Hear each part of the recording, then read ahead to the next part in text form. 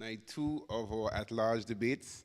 Tonight we have Mr. Yusuf Abdul Ali from the independent candidate. Sorry about that. Give a round of applause, please. Mr. Jason Bryan of the Anguilla United Front. And Mr. Atlin Vanterpool from the Anguilla Progressive Movement. Please stand as we begin with a word of prayer.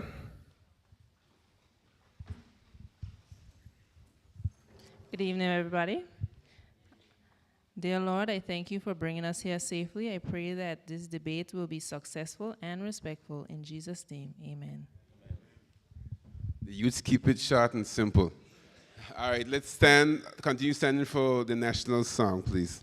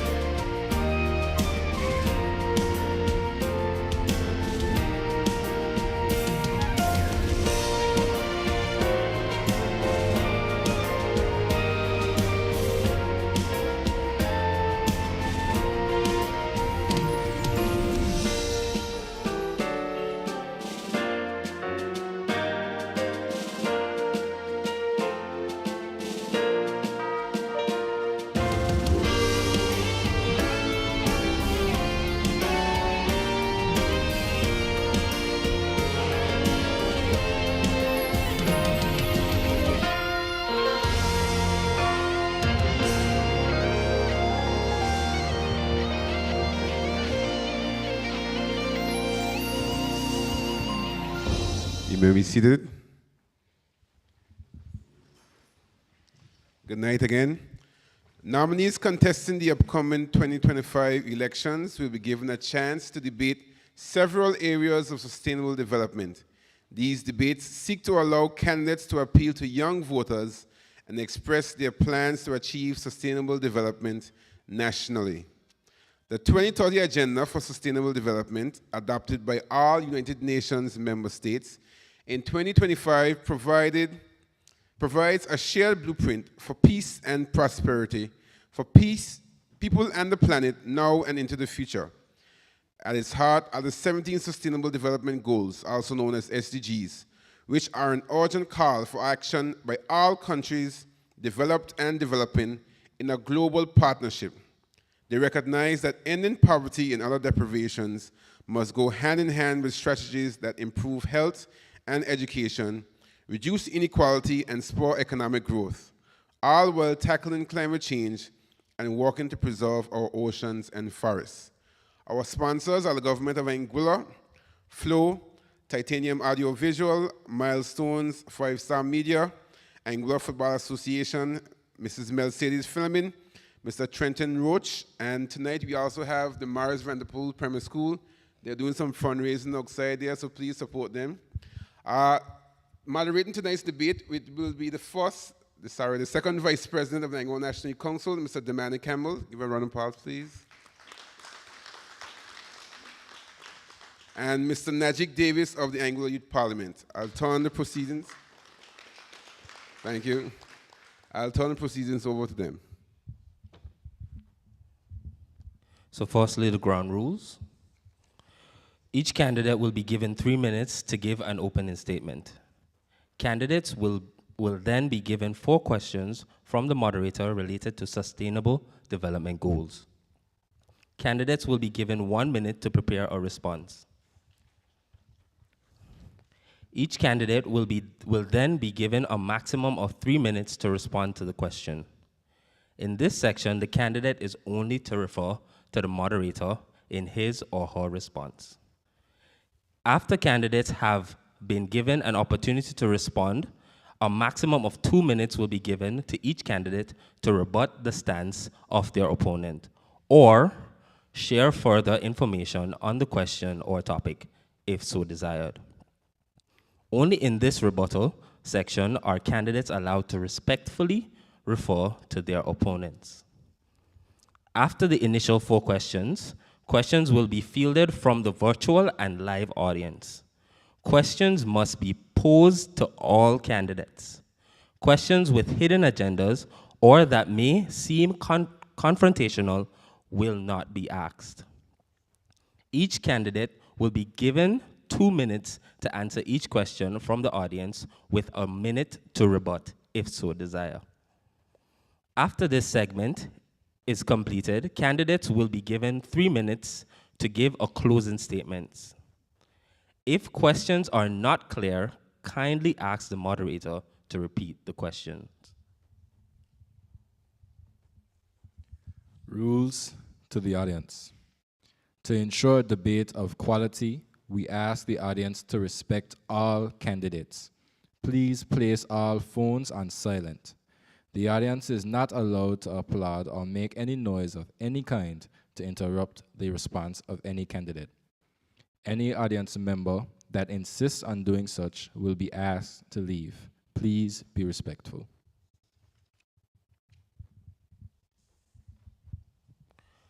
We will begin with Yusuf Abdul Ali's opening statement.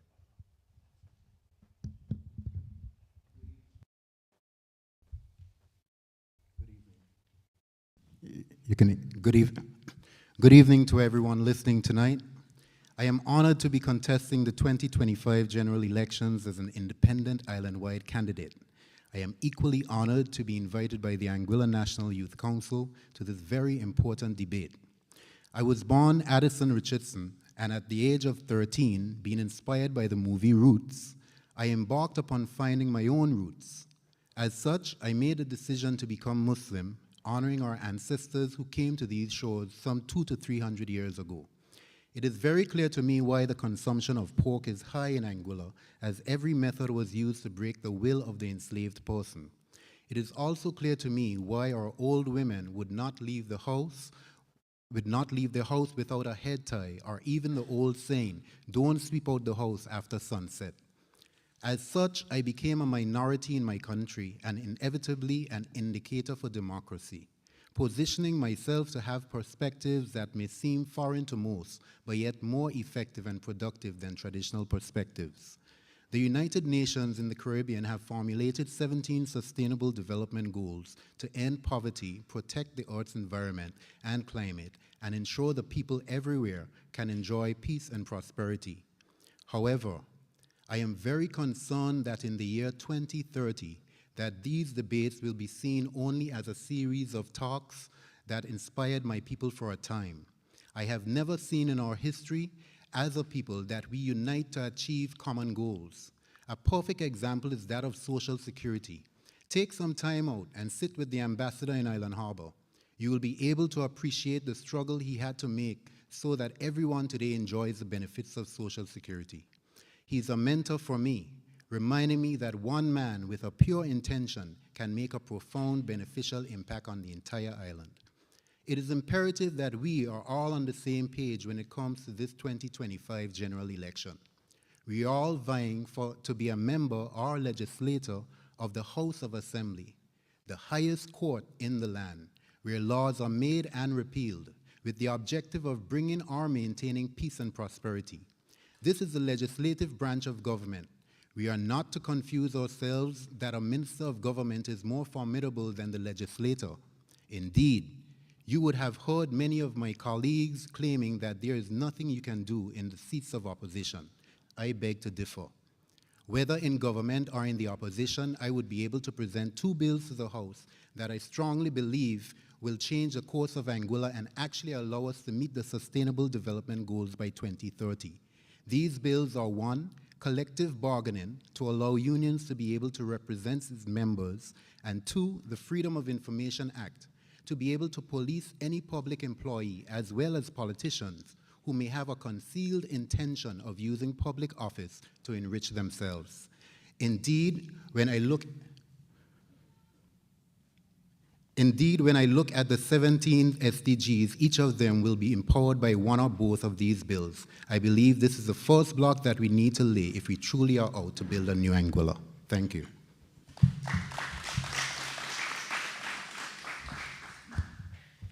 We will now have Mr. Bryan. Good evening, everyone. I'd like to start by recognizing the Anguilla National Youth Council and the organizers of this debate. Your dedication to providing a platform for young voices is truly commendable. It's inspiring to see our youth leading the conversations on issues that impact both them and our island. I'd also like to extend my acknowledgement to the participants in this debate and to our audience present and joining by other media. As I engage in this debate tonight, looking at the ideas for a brighter future for Anguilla and how they fit into the mold of the Sustainable Development Goals, I represent the position of myself and my team, the Anguilla United Front, and our platform for achieving these objectives. My platform isn't about criticism, it's about possibility. I am about finding solutions, not about fusing about the problems that exist. It's about building an Anguilla where every person, regardless of their starting point, can find their path to success. Where development means more than physical structures. It means building bridges between communities, creating opportunities for our youth, and ensuring that Anguilla's development benefits everyone. I believe in an Anguilla where our differences enrich us rather than divide us. Where being Anguillian isn't about where you're from, but what you're willing to contribute to our shared future. Where every voice matters in shaping the decisions that affect our lives. Este es nuestro momento para unirnos en torno a una visión de desarrollo que pone a las personas primero, para construir no solo carreteras y edificios, sino esperanza y oportunidades, para crear no solo infraestructura, sino un legado de inclusión y prosperidad compartida. La representación importa. Estoy dispuesto a servir, escuchar y aprender de todos mientras trabajamos juntos para hacer realidad estos sueños. The Anguilla United Front team is ready to take this country forward on a path where our leadership encompasses listening and respecting the voices of our people and representing their interests. As you focus on this important decision, I urge you to vote for all the Anguilla United Front candidates on your ballot as we set out to put the people first. Thank you.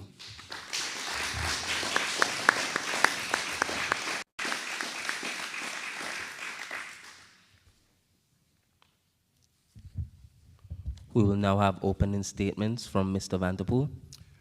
Thank you, Mr. Moderator. Good evening to everyone under the sound of my voice. I first of all would like to thank the Anguilla National Youth Council and supporting entities for organizing this series of debates, where we as candidates can sit and discuss the Sustainable Development Goals and our plans to achieve these goals as we seek to develop our people, especially the youth. For those who might not be familiar with me, I am an island-wide candidate for the Anguilla Progressive Movement, and my name is Arthurlyn O. Vanderpool. I was born in the agricultural village of Welches, and I presently reside in the fishing village of Island Harbor. I am married to Greta Vanderpool, and I have 2 daughters, Ojeda Vanderpool and Candice Williams. After graduating from Valley Secondary School, my tertiary educational pursuits took me to the Commonwealth Youth Center in Guyana, the Social Welfare Training Center, UWI Mona, Jamaica, the Institute of Fisheries and Marine Technology, Newfoundland, Canada. My service career began at the age of 9 when I joined the Anguilla Cub Scouts. 25 years later, I led that organization as its chief commissioner for 20 years.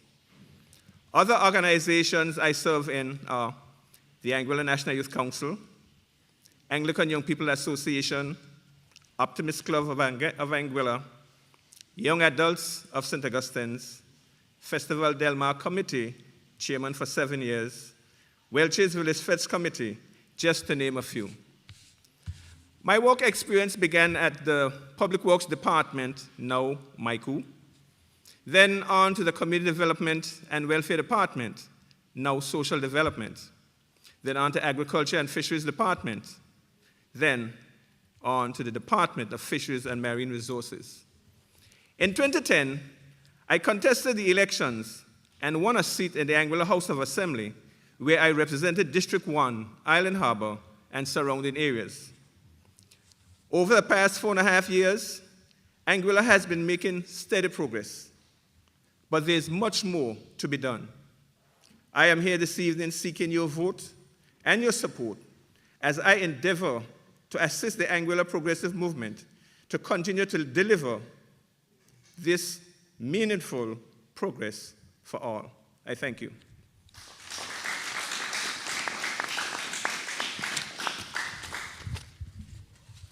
Thank you very much, Mr. Vanterpool. We will begin with the first question. In today's increasingly data-driven world, where economic policy is becoming more reliant on quantitative analysis, how do you envision improving the accuracy, scope, and accessibility of data to support evidence-based policymaking? SDGs 4, 9, 11, and 16.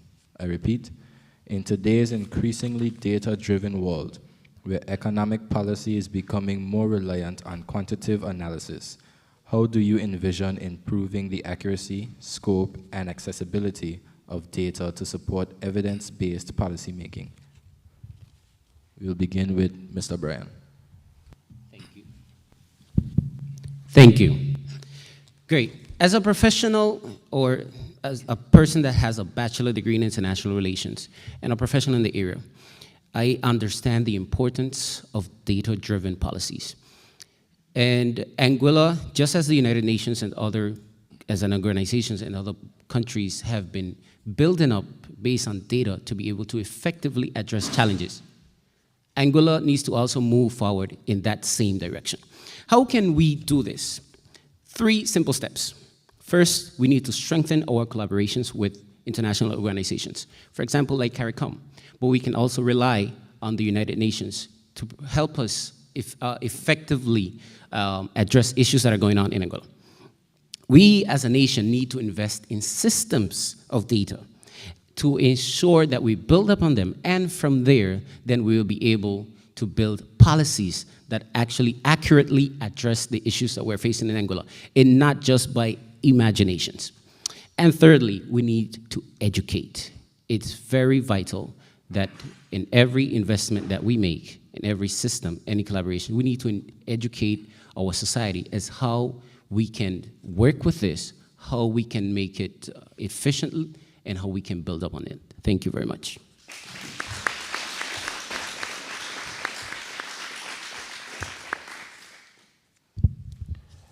To repeat the question for Mr. Vanterpool, in today's increasingly data-driven world, where economic policy is becoming more reliant on quantitative analysis, how do you envision improving the accuracy, scope, and accessibility of data to support evidence-based policymaking? SDGs 4, 9, 11, and 16. To repeat, in today's increasingly data-driven world, where economic policy is becoming more reliant on quantitative analysis, how do you envision improving the accuracy, scope, and accessibility of data to support evidence-based policymaking? SDGs 4, 9, 11, and 16. You have 1 minute to prepare and 3 minutes to answer.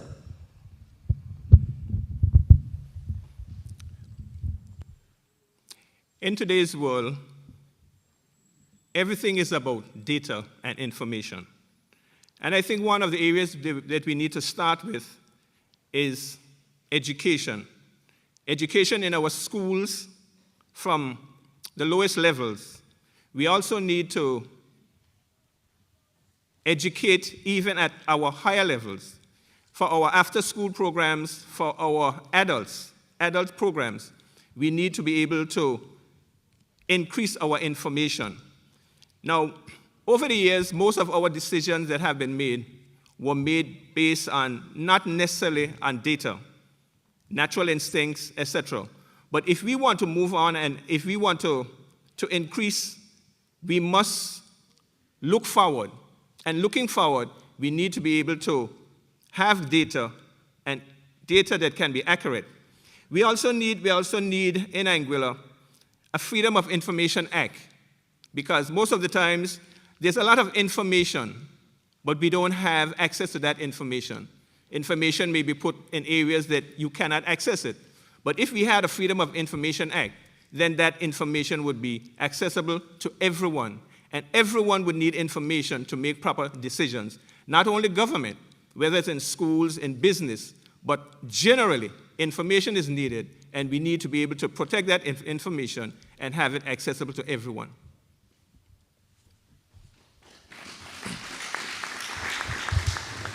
Thank you, Mr. Abdul. We'll now have, Mr. Vanterpool. We'll now have Mr. Abdul Ali.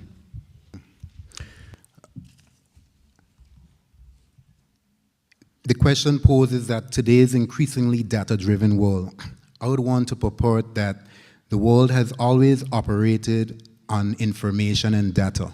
Regardless of whatever it is that we're doing, we need to have some kind of information to know which direction we're going to go. However, here in Anguilla, according to the question, there are 4 SDGs that it's related to, namely quality education, industry innovation and industry, sustainable cities and communities, peace, justice, and strong institutions. Like my colleagues before, I would want to push as well that education is key for us to move on. From the first step to the second, we have to get our communities and our societies educated on the level that we'd want them to be to go into the direction of having proper policy making. Through this education, we'd be able to create an environment in Anguilla where our industries are not just traditional, or not just what we knew, what we came here with. Rather, it becomes very innovative. We find that we take a lot of the ideas from our youth and put them into practice. Lastly, however, peace, justice, and strong institutions, it is very imperative that we have the Freedom of Information Act passed, as this would allow us to actually see where we need to nip something in the bud or where we need to expand it. Without the Freedom of Information Act, it really keeps us back as a society, and it is good to note that this act has been on the table for over the past 15 years, and nothing has been done as yet.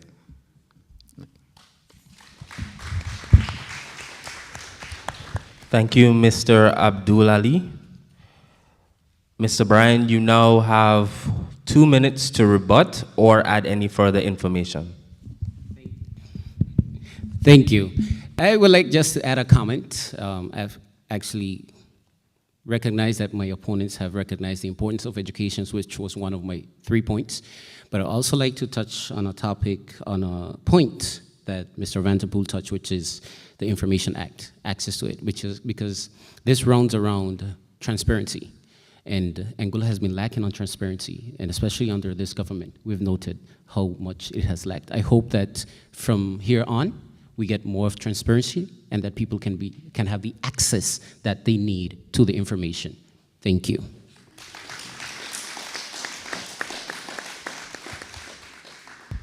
Thank you, Mr. Bryan. Mr. Vanterpool, you have 2 minutes to add or rebut. Well, it seemed like we have all agreed on what should be done going forward.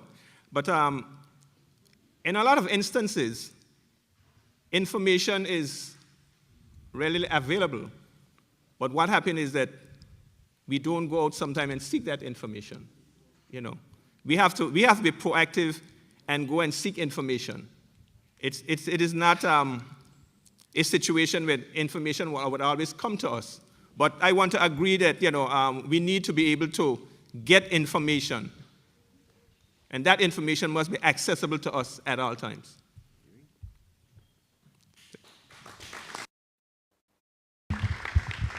Thank you, Mr. Vanterpool. Mr. Abdul Ali, you now have 2 minutes to rebut or add any further information. Again, the gravity of the Freedom of Information Act comes with education. So we are hoping that over the next 5 years that our community here would be educated to the importance of the Freedom of Information Act. However, I'd like to add of one institution that we already put in place in order to make sure that our policy making would be good, and that is the Public Accounts Committee. We already established the Public Accounts Committee, however, it's not really functional. It's been on the books for over 10 years now, but it's not really functioning. So we already have things in place. It calls for education and also for the Freedom of Information Act to maintain and or even create those different mechanisms to ensure that we have a strong policy-making mechanism. Thanks.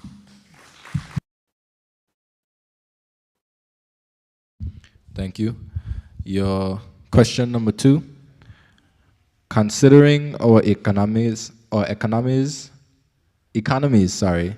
susceptible to external shocks due to our reliance on tourism, what are your plans or strategies for economic diversification? SDGs 8, 9, and 11. Considering our economies susceptible to external shocks due to our reliance on tourism, what are your plans or strategies for economic diversification? SDGs 8, 9, and 11. Mr. Vanterpool, you have 1 minute to prepare and 3 minutes to present. Thank you, Mr. Moderator. And we have all acknowledged that Anguilla is reliant heavily on tourism. We have seen what happened during COVID. We have also seen what happened, I think it was in September gone, when a hurricane passed through Miami. And the containers could not arrive to Anguilla. We were at the point where we had just about maybe 1 week's supply of food in our supermarkets.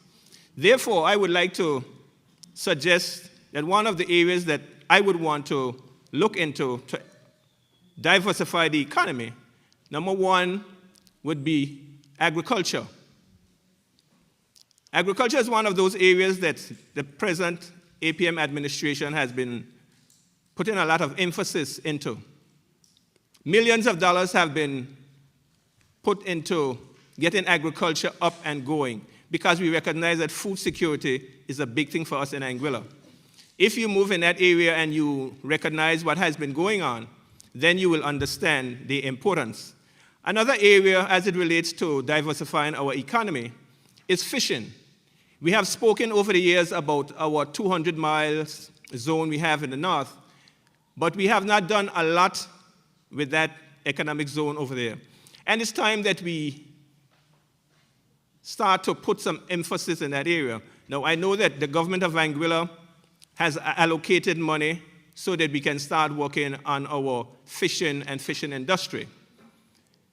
The other area I would want to look at in terms of diversifying our economy is the area of events, our festivals. I would want to bring to your attention Singapore.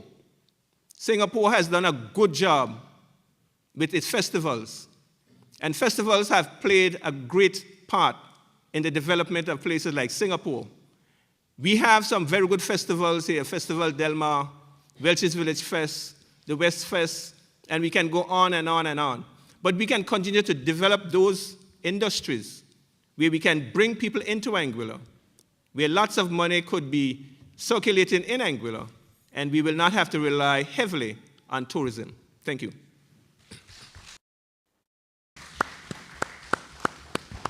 Thank you, Mr. Vanterpool. Mr. Abdul Ali, your turn to respond. There are many plans and strategies for economic diversification. Many of them were already spoken by my colleagues. However, I believe my strategy to ensure that we have proper economic diversification would be implementing a town hall town hall program where we'd actually get the consensus of our people.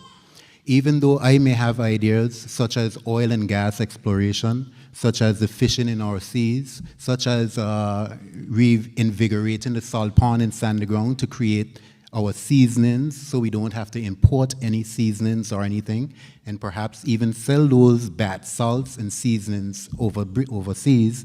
There are many different examples that we can pose. However, I do not want to sit here tonight saying that I have the ideas for everything.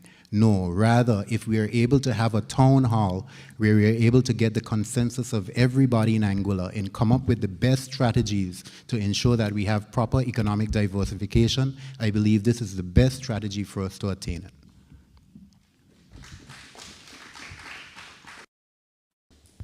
Thank you. Mr. Brian? Thank you for the question, moderator.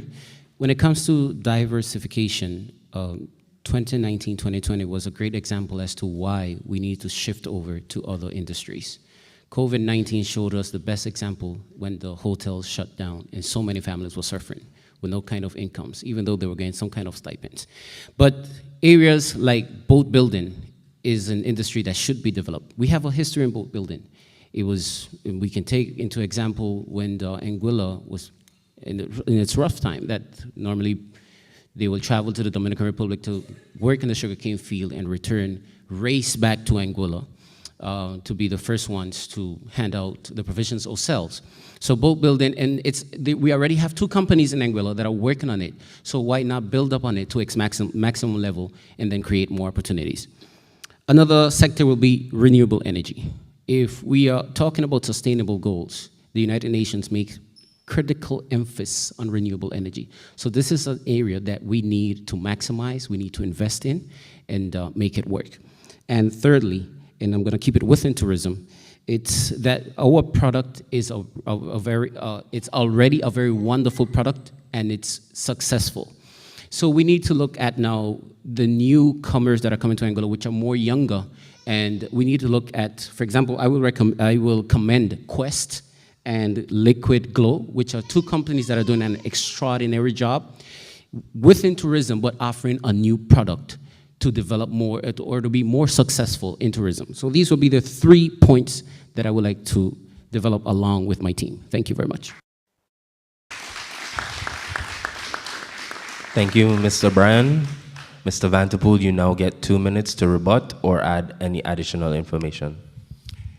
To add a bit of information, I spoke earlier about the agriculture, and I would want to give a bit more information in that area. Recently, the government of Anguilla spent, I think, was over $2 million in the area of agriculture. And those areas are in shade houses because they recognize that we are having problems producing with the climatic conditions that we have. So shade houses were brought in and distributed to our farmers free of cost. The government also put in place a hatchery so that we can hatch our own chickens in Anguilla because of the difficulty of getting chickens either from Miami, from Holland, and those areas. So we can hatch our own chickens right here. In terms of slaughtering, a new abattoir should be opened shortly so that whether it's our chicken, our goats, our sheep, can be slaughtered in sanitary conditions right here in Anguilla.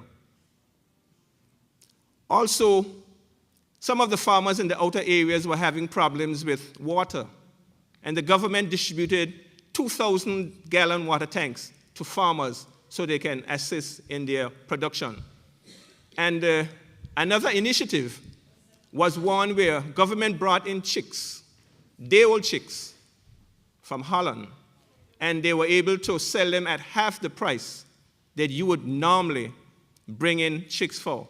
So these were in areas to allow individuals to start up small businesses where persons can get into food security, area of food security, so that they can help themselves and help the Anguilla economy. If you would know right now, if you go in a store to buy 1 dozen eggs from overseas, that dozen eggs costs $32. A 2.5 dozen tray costs the same $32 of local eggs. So you see the difference. We have to produce our own.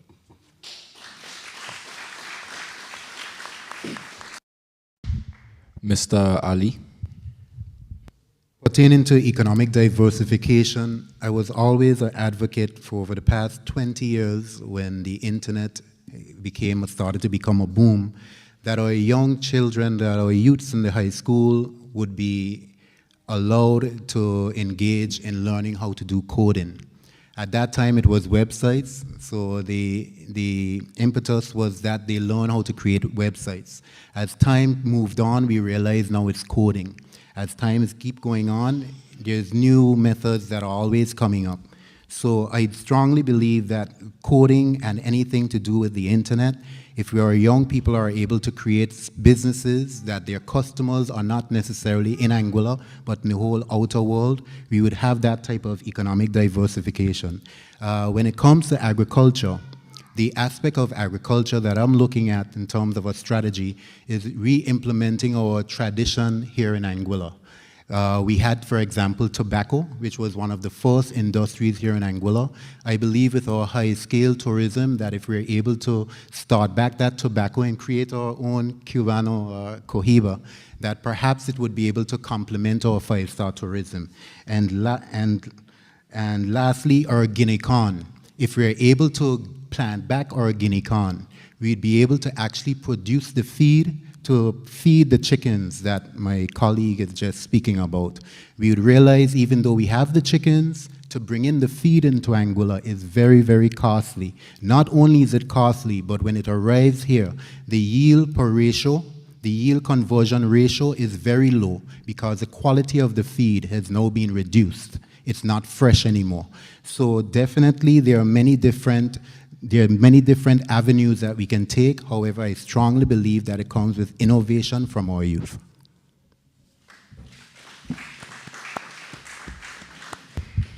Thank you, Mr. Ali. Mr. Brian, your turn to respond or add additional information. Thank you. While I agree with my opponents in regards to agriculture and that we need to keep it local, I would just like to comment that when he spoke about festivals and made reference to Singapore, I have to also inform that Singapore protects their locals and invests in them. And when you want to reach to that level, a key factor into this is .ai. It's the living gold of Anguilla, and if we support ours, just like how Singapore is doing it, then we can talk about bringing big festivals into it. We need to invest and develop .ai, but locally. And when it comes to farming, water is the biggest issue that our farmers are having. I agree to a certain level based on the allocations that have been made, but are we actually sitting down with the farmers and understanding what are their needs and what do they need to develop? Thank you very much.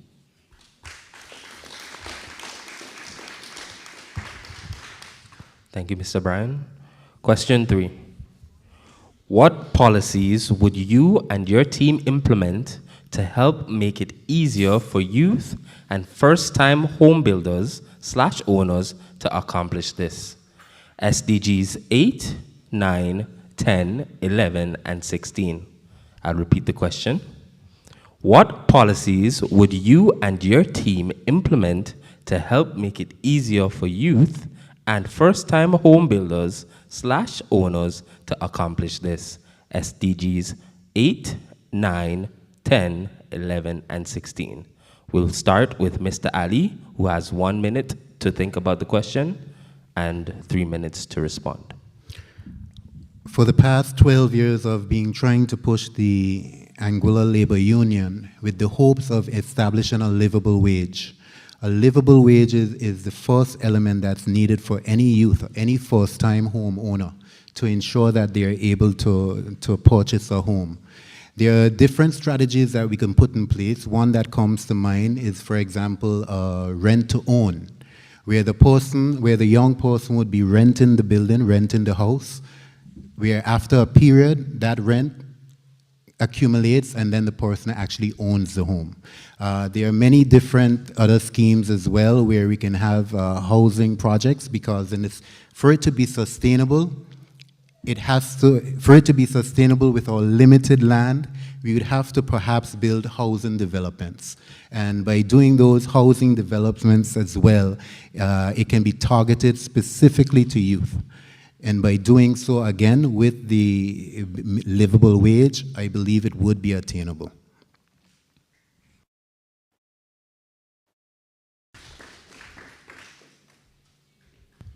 Thank you, Mr. Ali. Mr. Brian. Thank you, moderator. When it comes to youth, I am part of the Generation C, so I know how hard it is to build right now in Anguilla. But 3 factors that we need to look at if we want to make it more accessible for youth when it comes to first-time home builders. First, we need to diversify. Once again, we need to look at other industries to create job opportunities. And after we are able to get this done, then we need to look at our taxation laws to make it more affordable. And third, my team, the Anguilla United Front, is committed to looking at a plan for more accessible home plans for youth specifically. Thank you very much.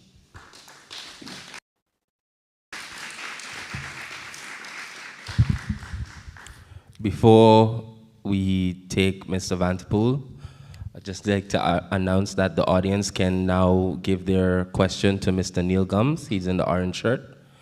The question you have to pose to the candidates. Mr. Vanterpool.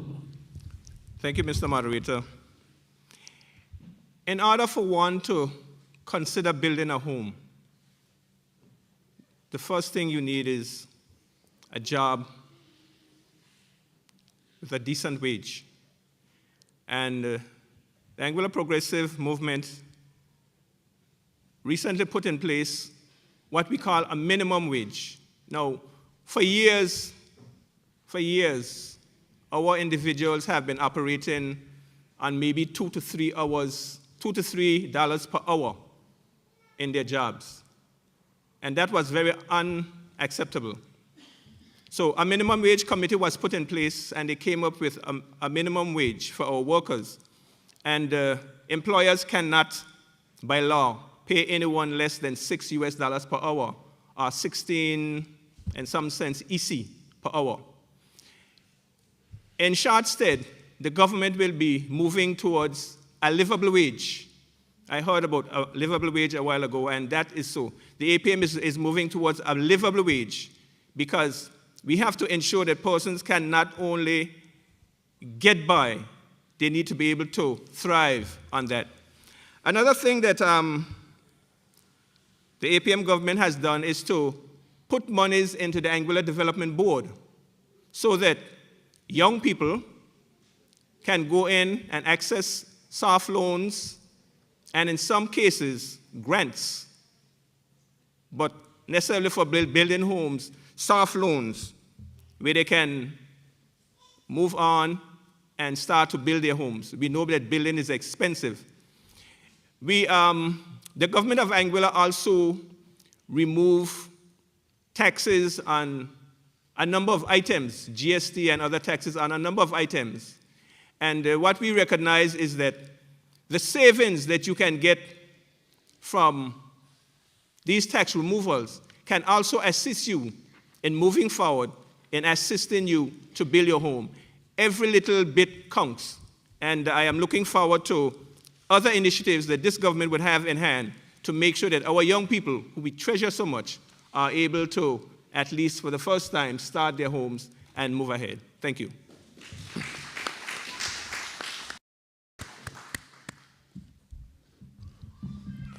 Mr. Ali, you now get 2 minutes to rebut or add additional information. Okay.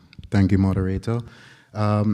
One other aspect that I would like to pose is innovation in building.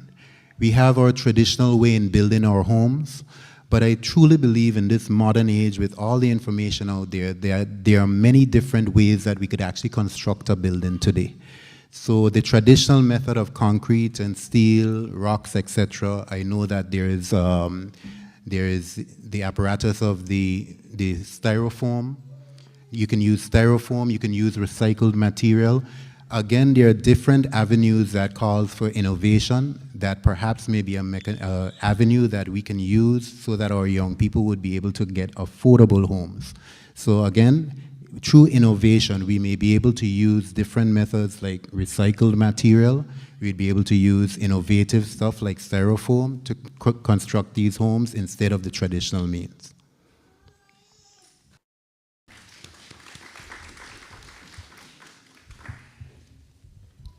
Thank you, Mr. Ali. Mr. Bryan, you now have 2 minutes to rebut or add information. Yes, thank you. I would like to add to this that it was spoken that they've made it accessible for youth or persons to have grants. But when we talk about issues like that, and we have the tax of the GST, which has been the highest burden on the population of Anguilla, I understand that when the AUF presented the GST relief plan, it was it was on a critical moment in which I understand it should have been taken into consideration because it would have made great effects, great relief into the pockets of the people, which was not. So this is something that we have to consider. As I said in my third point, taxation, revisit the taxation laws to make it way more affordable for youth to be able to live and build. Thank you.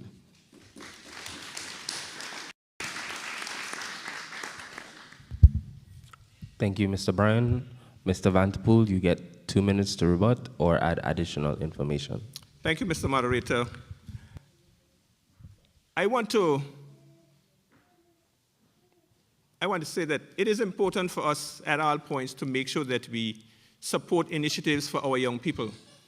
I was a bit saddened, though, when not too long ago, a motion was taken to the House of Assembly to remove the tax from certain commodities for our people, because we recognize that the burden was heavy for them. And there were certain items that they wanted to remove the tax on. And I was very saddened to hear that the other side, the opposition, the AUF, refused to support taking off those taxes for the people of Anguilla. I listened to the House of Assembly, and they called for a division. And a division is everyone will vote and say yes or no. And to my dismay, the party that says that they are putting people first voted every time no against those initiatives to take the tax off for the people of Anguilla. That is not putting people first. Thank you.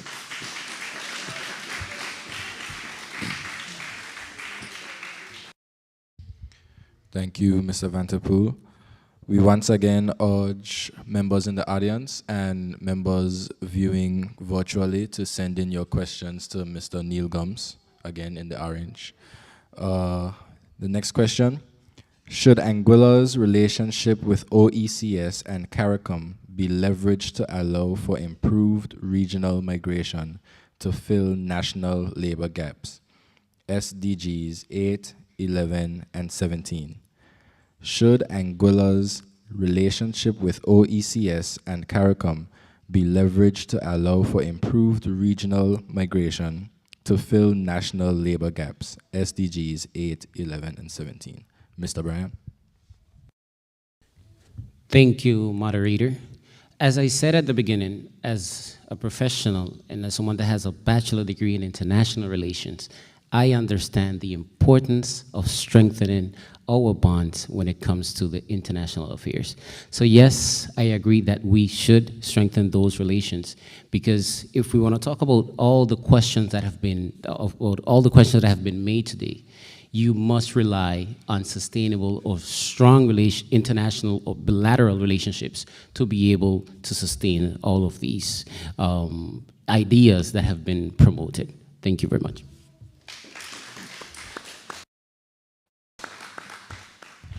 Thank you, Mr. Bryan.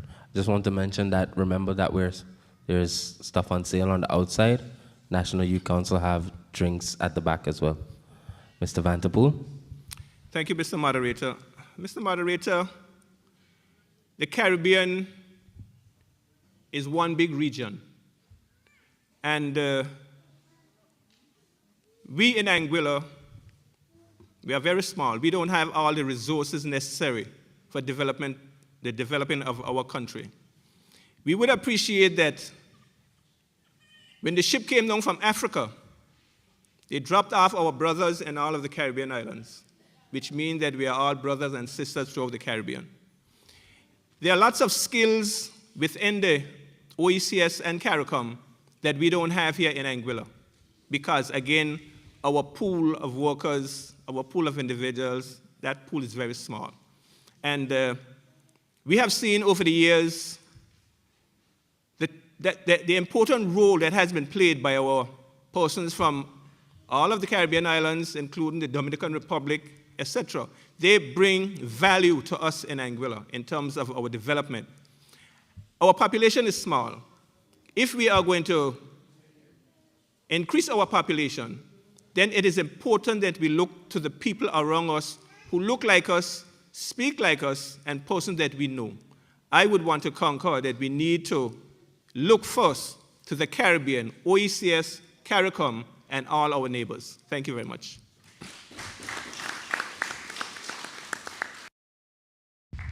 Thank you, Mr. Vanterpool. We'll now hear from Mr. Ali. I definitely agree with integration with the OECS and the CARICOM in the area of filling our national labor gaps. However, it's imperative that we also are cognizant of how our brothers in the Caribbean view us as a people. If we look back at our history during the 67, we would understand where Trinidad and Tobago, Antigua, for example, they were opposed of our revolution, simply because it was not in their interest. They had the belief that if Anguilla was successful with our revolution, that they would lose their twin island state as well. As a result, integrating with the OECS and the CARICOM, we have to have something to go into that agreement with. We don't have industries like Trinidad or Barbados. We don't have oil. The only thing we have is our people. As such, I am hoping that our small, beautiful Anguilla can actually, it's not referring to on SDG 16, but I believe through SDG 16 with proper institutions that Anguilla can be a place of transparency and strong integrity throughout the whole Caribbean. That when we are joining OECS and the CARICOM, the entire nation, the entire region, recognizes that Anguilla is coming with a high level of integrity that no other island in the Caribbean has. I believe once we have that, we would be able to allow persons to come to Anguilla, and these persons will not step on our culture, but rather our culture would be impressed upon them. Thank you, Mr. Ali. Mr. Bryan, you now get 2 minutes to rebut or add any additional information. Thank you. I would like to add information into when it comes to the labor gaps. And as I said, yes, I agree that we should strengthen our bilateral relations, even though we need to understand that our bilateral relations are controlled by the UK. We can take advantage of agreements. For example, right now we have an agreement, as Mr. Vanterpool mentioned, Dominican Republic. The UK has an agreement called the ALC/DR, which is an agreement where the UK benefits from, where the Dominican Republic supplies them with medical products. It also supplies with agricultural products. So we need to look at agreements just like that, on building agreements when it comes to professionals to fill that labor gap. Once a local Anguillan that is prepared and capable of filling that position is not available, then we can look into that agreement. Thank you very much. Thank you, Mr. Bryan. Mr. Vanterpool. Thank you, Mr. Moderator. I would want to concur with my colleague, Mr. Bryan, that once we are allowing individuals from wherever it is, outside of Anguilla, to come in to take certain positions, we must ensure that those positions are advertised first and that there aren't persons here who are waiting but cannot hold those positions. I must also say that our individuals have to be proactive in their thinking and in their dealing. When jobs are being advertised, we tend to think that those jobs are earmarked for other individuals. And we would also hear that the advertisements say that you need to apply. We need to apply and make sure that whatever jobs are there, that we are the first recipients. I also would want to concur that the cross-fertilization of ideas and skills is a good one, because we don't have all the ideas. And looking at some of the construction that has been going on in Anguilla, some of it may be different from what we have. But once it is sustainable, once it is cost-effective, and once the individuals that come here obey our rules and our laws, I see no reason to prohibit anyone from coming. But they have to meet the requirements necessary. And I know that our Labor Department has been doing a very good job. The minister has been working, making sure that we put Anguillians first, despite what anybody wants to say, that we put Anguillians first. But Anguillians must put themselves out to make sure that jobs advertised, are applied for. Thank you very much. Thank you, Mr. Vanterpool. Mr. Ali? Yep. So it has been established that the fear that we would have in integrating with the OECS and the CARICOM is the infringement upon our culture as a people. This is something that we are very aware of, that we may end up losing if we bring people into the island. Again, I am saying if it is that we have strong institutions, strong integrity, strong transparency, I believe we'd be a strong people to combat that infringement on our culture. However, looking on the flip side of this question, we refer to our national labor gaps. However, it may be that we have a lot of labor in a specific sector, for example, tourism. I can see by us integrating within the OECS and the CARICOM that we can now actually export some of our workers throughout the rest of the Caribbean. This is one of the proponents that have been pushing for from ever since 2012 with the establishment of the unions to ensure that we have a high quality of workforce when it comes into a very high quality workforce in the hospitality sector. By doing this, by integrating in the OECS and the CARICOM, we'd be actually filling those labor gaps. By having too much labor, we'd be able to export that labor to the rest of the Caribbean as well. So it goes both, it goes for us, and it's good for us, for them coming in if we are integrated with them, and it's good for us if we are being exported to the rest of the countries in the Caribbean as well.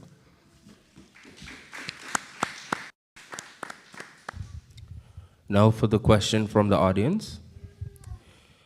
Do you think the government has done enough to reduce electricity costs through renewable energy? I'll repeat.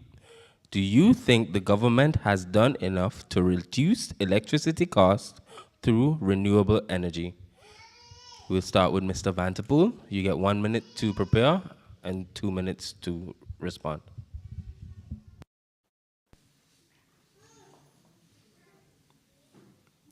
Do I think that the government has done enough to reduce the cost of electricity through renewable? When it comes to money matters. I often hear, and I heard my former colleague would always say, you cannot put enough and money in the same sentence. And whereas we would have, things would be done, I don't think there would ever be enough until we are totally off being relying on fossil fuels. So there will never be enough. But I am sure that the government is working, I know the government is working to ensure that we get to the point where we can really get our grid off. If not totally, there will be a start. And I'm looking forward to the day when we are totally off. But I don't think any time now we can say that enough is being done, because there's always room for more to be done.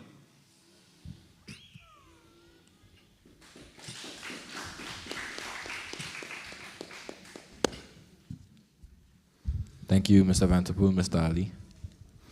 I would say no, they haven't, simply because back in the day, I remember when renewable energy became a thing, it was David Carty that started to preach about it here in Anguilla. And I am very cognizant that we live in an island that has a lot of nepotism. It's like who you for, who you come from. And because of that, a lot of our projects in Anguilla get stifled. I believe the mere fact that we can't hear today David Carty speaking about an elaborate plan to reduce the renewable energy is indicative of that lack of interest in ensuring that our rates for electricity is lower through renewable energy.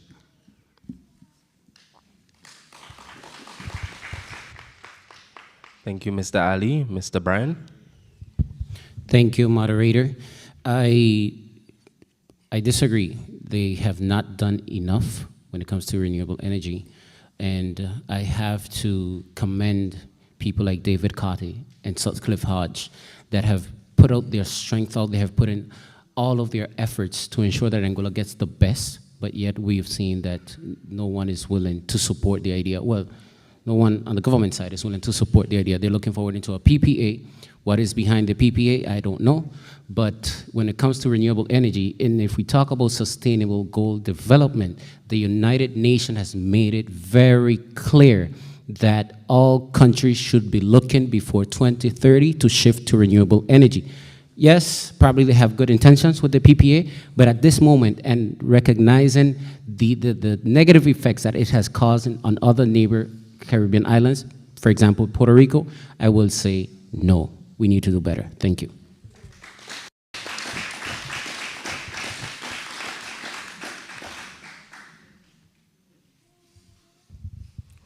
Mr. Vanterpool, you now get 1 minute to rebut or add any additional information. Thank you. Whereas we established that more can always be done, the government of Anguilla has given duty-free concessions on the importation of all panels and renewable energy equipment, so that persons can get, put themselves into areas where they themselves can go into renewable energy. They have also had duty-free concessions on cars, electrical cars, coming into Anguilla.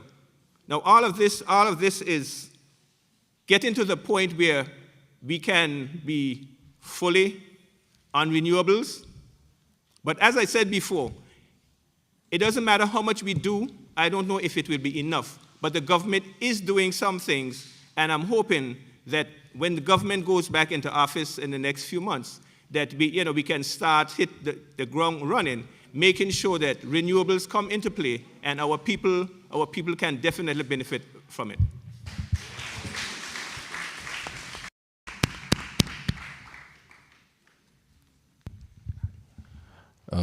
Thank you, Mr. Vanterpool. Mr. Ali, you have 1 minute to rebut or add information.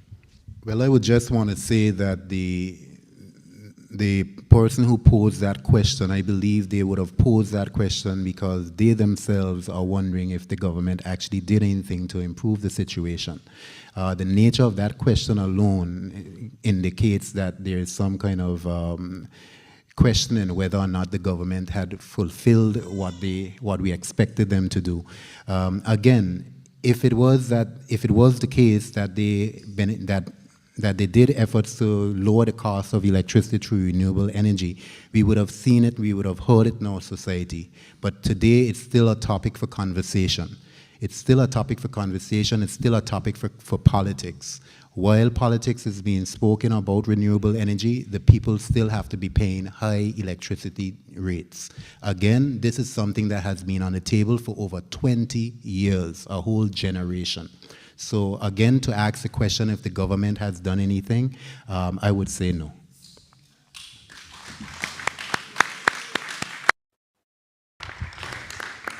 Thank you, Mr. Ali. Mr. Bryan?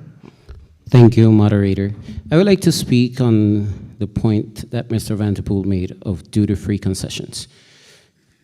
I would like everyone in this room and anyone listening to look into how the cost of living is rising. and the minimum salary wage that we have, that is not allowing even single mother parents to be at home to take care of their children. So if we look into this and you tell me that the government is allowing individuals duty-free concessions to build up on their renewable, is this only about an individual or is this about the whole of Anguilla? Not everybody can afford to bring in these types of panels to put it into their homes. We need to look at it collectively. And if we have to do it via supporting the renewable plan of Anglic, let me tell you that the Anguilla United Front is committed to supporting the plan of Anglic and ensuring that the electricity cost is lower for the general public of Anguilla, not just one individual. Thank you very much.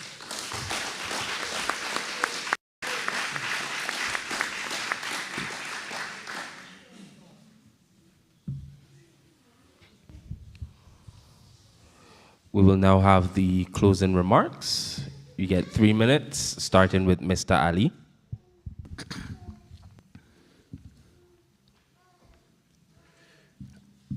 I remember when Anguilla government back in the 90s embarked on forming the National Import Company of Anguilla, NICA. It had the mandate of providing basic food items such as flour, sugar, etc., so that everyone could benefit. The only ones that benefited from that venture were those who initiated it. With the void of any legislation and the willpower like many other situations, no one was held accountable to this day. Through enacting legislature to encourage collective bargaining, we can see the prospects of forming permanent town halls in the districts, where forums would be held to keep checks and balances on any public official. Our town halls would be able to convene to collect the ideas and viewpoints of the public, and most importantly, to gather a consensus or referendums on the path forward as a nation. It is illogical to think that Anguilla will meet any of the targets of the SDGs, as our regional history tells us that we were set to fail from the beginning of slavery days. The only solution is coming together as one body through town halls. Our current political party system is one of those deterrents from ever getting Anguillians to speak with one voice. With the passing of the Freedom of Information Act, perhaps the 2030 general elections will not have much candidates running for office and would make room for those persons who truly have country at heart and not their pockets or egos. If we are truly desirous of meeting the SDG deadline of 2030, we must remember it is not government alone that can make the goals attainable. You, the voting public, have the greatest energy to make the SDGs become a reality and not just be a two-week talk. Upon giving a vote to the bloc, you will be accomplishing the SDG 10, which is reduced inequalities. With the bloc receiving a vote from you and your family, as a nation, we will finally be embarking on fulfilling SDG 8, which is decent work and economic growth, through the formation of labor unions. With a vote from you and your colleagues, the first block would be laid to reverse 300 years of oppression by enacting town hall legislation coupled with the Freedom of Information Act, allowing us to hold our elected officials and any public employee accountable and meeting SDG 16, which is peace, justice, and strong institutions. And finally, finalmente, con el bloc recibiendo el voto de ustedes y de sus amigos que llegarán a la isla para estas elecciones, podemos decir con certeza que estamos de nuevo en el buen camino como nación. Estoy muy preocupado por la división de la comunidad hispana. Creo que la comunidad hispana es la bendición para Anguilla, porque nos enseña muchas cosas como pueblo. Pero ese beneficio parece estar desapareciendo a medida que la comunidad hispana también se está polarizando entre azul y amarillo. Por favor, ayúdenos a revertir esta situación votando el bloc.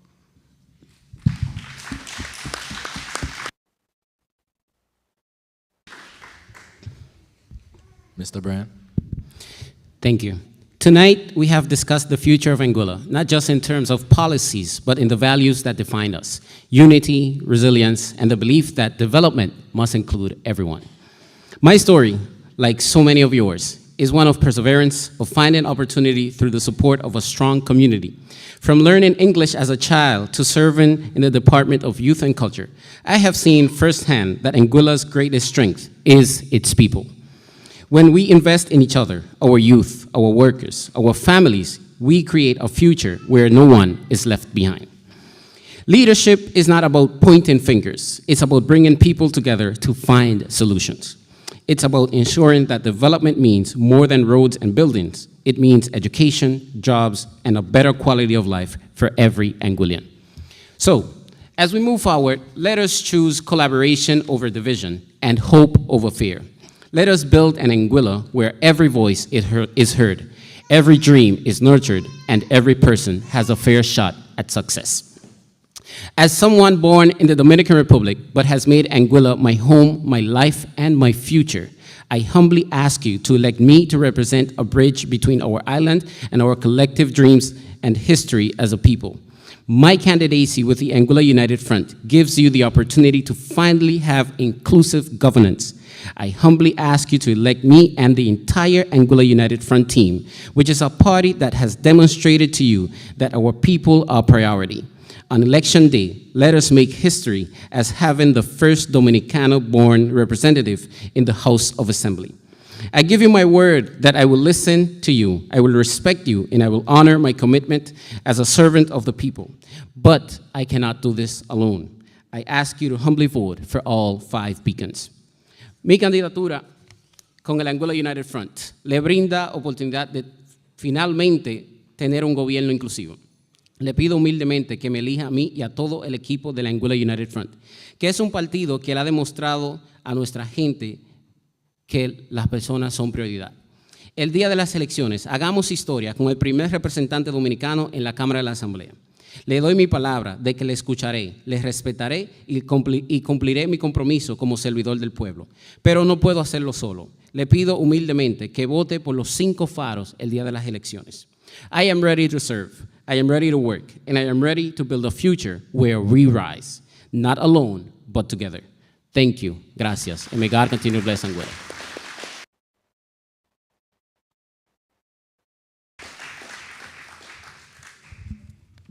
Thank you, Mr. Bryan. Mr. Vanterpool. Thank you, Mr. Moderator. As we end this series of debates, I would like to once again thank the youth entity for a job well done. As a former president of the Anguilla National Youth Council myself, I understand the amount of thought and effort that goes into planning and implementing a series like this. So I must say congratulations. To my fellow Anguillians, I want to thank you for your continued support. Your APM administration, though still young, is working for you. 4.5 years ago, you gave the APM a mandate under the most difficult and trying circumstances in the middle of a pandemic with little or no reserves to work with. I am sure that the people said, "It is your job, go and fix it." I hope that all parties or independent candidates would have learned a valuable lesson from the APM experience. Don't make promises because you don't know what you will meet on taking office. This makes us as politicians look bad in the eyes of the public that we serve. Despite the challenges, this APM administration delivered and brought much progress to Anguilla. That is why we say yes to progress. Much has been done to assist the most vulnerable among us, our seniors and juniors, with Senior Shield and Junior Shield. Those on dialysis, we all can rest better knowing that our residential properties are no longer taxed. We must be proud to know that our minimum wage has risen from $2 or $3 per hour to $6 per hour, and soon we will be moving to a livable wage. We must be also proud that scholarships are available for our youth to study at home and abroad. Our roads and other infrastructure are being improved. Our national debt is being reduced, and we have reserves. Anguilla is on the move to financial independence. That, my friends, is progress. So I am asking all of you to go out on election day and with your vote, say yes to progress. Vote the boat. Vote Atlin and all the other candidates on the APM slate. Vote for a team. Vote for a team that vote yes to giving you relief from taxes on essential items and reject those who voted no to you getting those tax breaks. I thank you very much.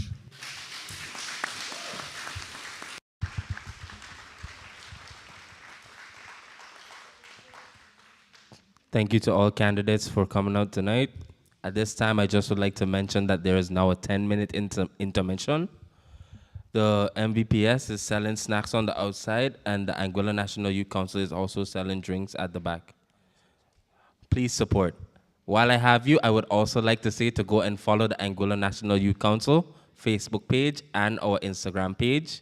Many things are coming in the future, and I would like you guys to be a part of that. Thank you so much. Drinks on the outside, correction. Everything outside.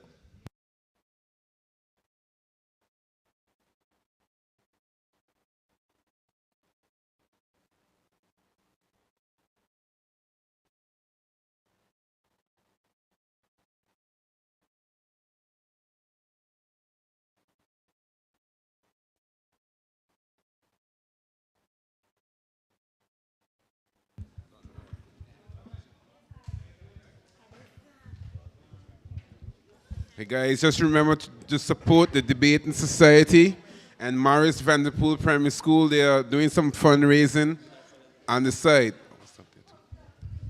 Everyone should have a piece of foil paper by the end of the night.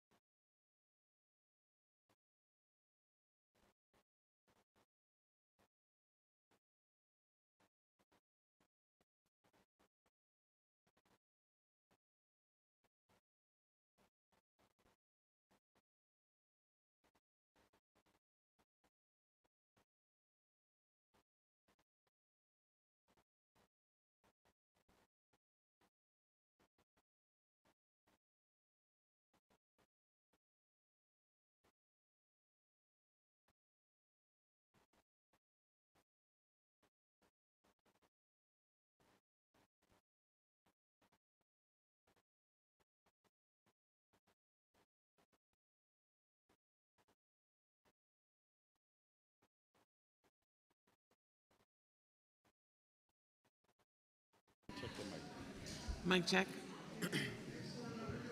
Mic check.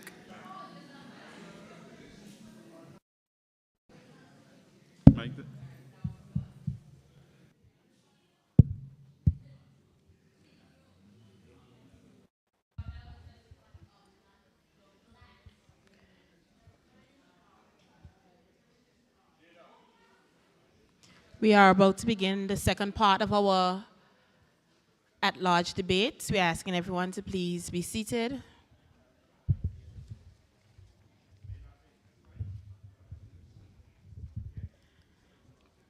Nominees contesting the upcoming 2025 elections will be given a chance to debate several areas of sustainable development. These debates seek to allow candidates to appeal to young voters and express their plans to achieve sustainable development nationally. The 2030 Agenda for Sustainable Development, adopted by all United Nations member states in 2015, provides a shared blueprint for peace and prosperity for people and the planet, now and into the future. At its heart are the 17 Sustainable Development Goals, SDGs, which are an urgent call for action by all countries, developed and developing, in a global partnership. They recognize that ending poverty and other deprivations must go hand in hand with strategies that improve health and education, reduce inequality, and spur economic growth, all while tackling climate change and working to preserve our oceans and forests. We'd like to thank our sponsors, the Government of Anguilla, Flow, Titanium Audiovisual, Milestones, 5-Star Media, Anguilla Football Association, Mrs. Mercedes Fleming, Mr. Trenton Roach. We would also like to introduce our candidates for this evening. We have from the Anguilla United Front, Mr. Evans McNeil Rogers. From the Anguilla Reliable Team, Mr. Romel Hughes. And from the Anguilla Progressive Movement, Mrs. Quincia Gums-Marie.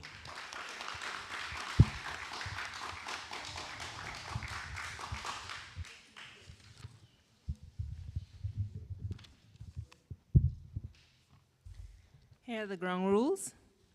Firstly, each candidate will be given 3 minutes to give an opening statement. Candidates will be giving 4 questions from the moderator related to the Sustainable Development Goals. Candidates will be given 1 minute to prepare a response. Each candidate will then be given a maximum of 3 minutes to respond to the question. In this section, the candidate is only to refer to the moderator in his or her response. After a candidate have been given the opportunity to respond, a maximum of 2 minutes will be given to each candidate to rebut the stance of their opponent or share further information on the question or topic, if so desired. Only in this rebuttal section are the candidates allowed to respectfully offer their opponents. After the initial 4 questions, questions will be fielded from the virtual and live audience. Questions must be posed to all candidates. Questions with hidden agendas or that may seem confrontational will not be asked. Each candidate will be given 2 minutes to answer each question from the audience with a 1 minute rebuttal, if so desired. After this segment is completed, candidates will be given 3 minutes to give the closing statement. If questions are not clear, kindly ask the moderator to repeat the questions. Rules to the audience. To ensure debates of quality, we ask the audience to respect all candidates. Please place all phones on silent. The audience is not allowed to applaud or make any noise of any kind to interrupt the response of any candidate. Any audience member that insists on doing such will be asked to leave. And lastly, please be respectful. We will begin firstly with the opening statements, and we will begin first with our AUF candidate, Mr. Evans McNeil Rogers. We have 3 minutes to give your statement. Thank you very much, Madam Moderators. Thank you all very much for being here in the audience. Thank you for those who are listening in via the various media methods. My appreciation is in order for the organization of these debates. that is the Anguilla National Youth Council, and for giving me the opportunity to reintroduce myself to the people of Anguilla. I am no stranger to the vast majority of you, but for the young folks, I am Evans McNeil Rogers, who was born and bred in Shoal Bay, a village with 3 houses at the time, accessible only by donkeys and by foot. I attended the Valley Secondary School, the Valley Boys School, and the Valley Secondary School, which is now the Albina Lake Hodge Comprehensive School. I taught for a number of years at the Road Primary School, which is now the Adrian T. Hazel Primary School. Then I taught at Stoner Ground Primary School, now the Aurelia Kelly Primary School. I worked at the old Cottage Hospital down on Crocus Hill. That is now demolished. I worked there for a number of years in the lab and the operating room and a number of other areas for many years before going off to be formally trained in Jamaica at the College of Arts, Science, and Technology, now the University of Technology, and then on to Tuskegee University as a medical technologist, while returning home and working after each phase of my training. I was a member of the national table tennis team for a number of years, and I was a member of the Anguilla national cricket team for many years. And I look across, I see one of my teammates here, sitting next to me, Mr. Romel Hughes. I was the elected representative of District 3, Valley North, from 2005 to 2022. And I was the Minister of Health from 2005 to 2010, and from 2015 to 2020. I have always believed and will continue to believe in putting people first. My commitment to serving my country and our people is evidenced in the trust that they placed in me over the many years. That is a testimony to the many lives that I would have touched and the many Anguillan families that I would have assisted in one way or another over the years. Putting people first. And when you put people first, especially during their difficult times, during their struggles, during their downtime, it leaves an indelible mark that is etched into their memory, and it is revealed with success at the polls. And while it is important for infrastructural development and human development to take place, people go to the polls and cast their votes. There is no substitute for experience. I've been there, done that, and now I am back as an island-wide candidate to share and apply those experiences, particularly in the area of the healthcare services, which unfortunately has deteriorated over the last 4.5 years under the watch of the Premier, a medical doctor, ENT specialist. So I'm looking forward for an insightful discussion with reference to the SDGs. Thank you. Thank you, Mr. Rogers. We will now hear from Mr. Romel Hughes. You have 3 minutes. Thank you, Madam Moderator. Good night to those of you who are here, taking time out of your busy schedule to be here with us in this spacious auditorium.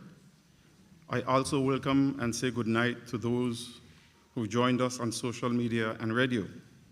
Welcome all.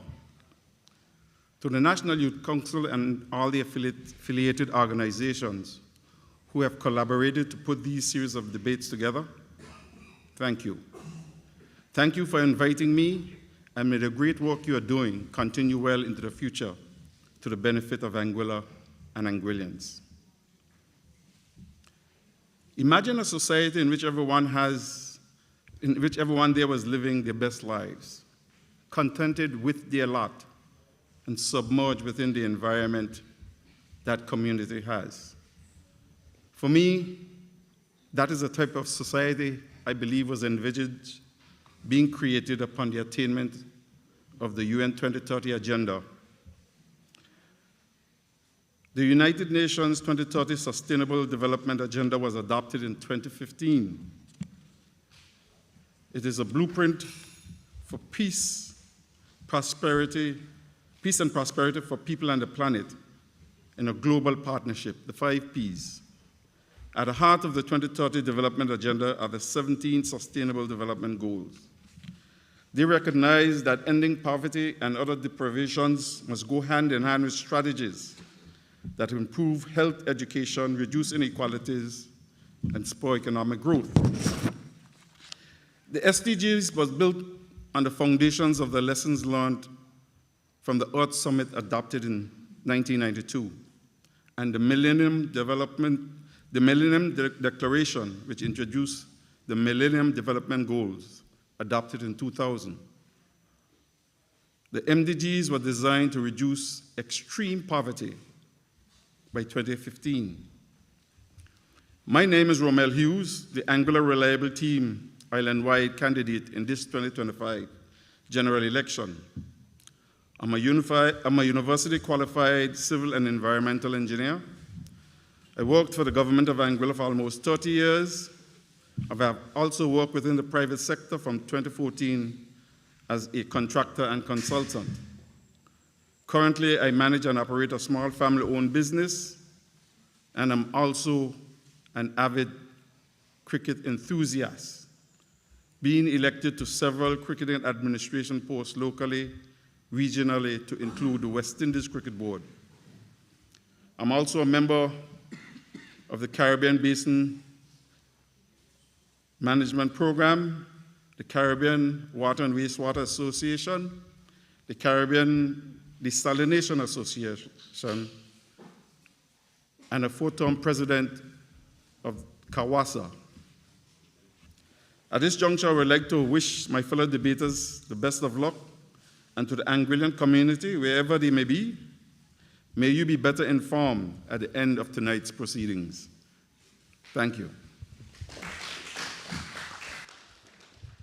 Thank you, Mr. Hughes. We will now hear from Mrs. Combs Marie. You have 3 minutes to give your opening statement. Good evening, everyone. It is a pleasure to be here with you, and I thank the Anguilla National Youth Council for organizing these debates. I am Quincia Gums Marie, an island-wide candidate with the Anguilla Progressive Movement. My political journey began in 2019, where our progressive movement called for a change that could not wait. We believed then, as we do now, that the key to Anguilla's sustainable development is to avoid repeating the mistakes of the past by allowing Anguilla to be in a state of stagnation as a consequence of passive and negligent leaders.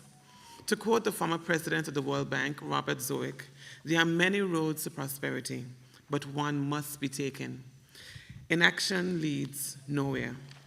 Following being successful in the 2020 general elections, I was appointed as the Honorable Parliamentary Secretary of Tourism, Economic Development, Natural Resources, and Information Technology. I later became the Honorable Minister of Sustainability, Innovation, and the Environment in 2022. In these roles, I have elevated Anguilla's climate sustainability, fisheries, agriculture, and environmental development goals on the national level by securing record investments in these areas, and on the international stage by ensuring that our irreplaceable island has a voice in global conversations concerning climate action and climate finance. Beyond politics, the past 5 years have been a period of personal growth and achievement. During my time in office, I earned a master's degree with honors in international development from the University of Edinburgh. I was accepted into the Vital Voices Global Fellowship Program, founded by Hillary Clinton to support worldwide women leaders, and I was recognized by my alma mater, Toronto Metropolitan University, as one of its top 10 graduates in the last 10 years. Yet, none of these accolades or accomplishments compare to the greatest role I have embraced, becoming a mother to my 7-month-old daughter. Close to my heart, also, is the initiative I started in 2021, which supported 9 young women to date at the 4th and 5th form level who struggle to afford school essentials, practical materials, and CXC examination fees. It is my philosophy that our communities create countries. Initiatives like these are an effort to offer a hand up to young women in communities across the island to the benefit of our entire country. I believe in the power of the Sustainable Development Goals and its impact on real lives, and I look forward to this evening's discussions. Thank you.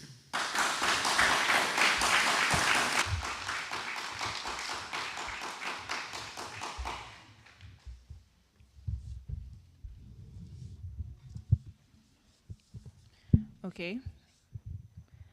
The first question: what are Anguilla's biggest challenges to marine biodiversity, and how can these challenges be mitigated?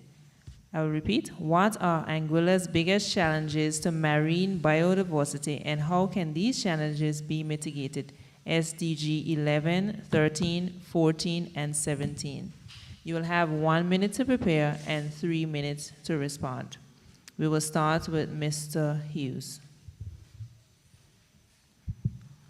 Can I take my 1 minute to talk? No. Our marine biodiversity is affected by two big events, two things: human and our climate. In this, when I say climate, what I mean is the runoff from the land. Our marine biodiversity is impacted tremendously by the heavy rainfall that we have when we do have rainfall. And because the soil is sparsely covered with vegetation, a lot of soil and whatever it contains is washed into the sea, and it tends to smother our biodiversity material there.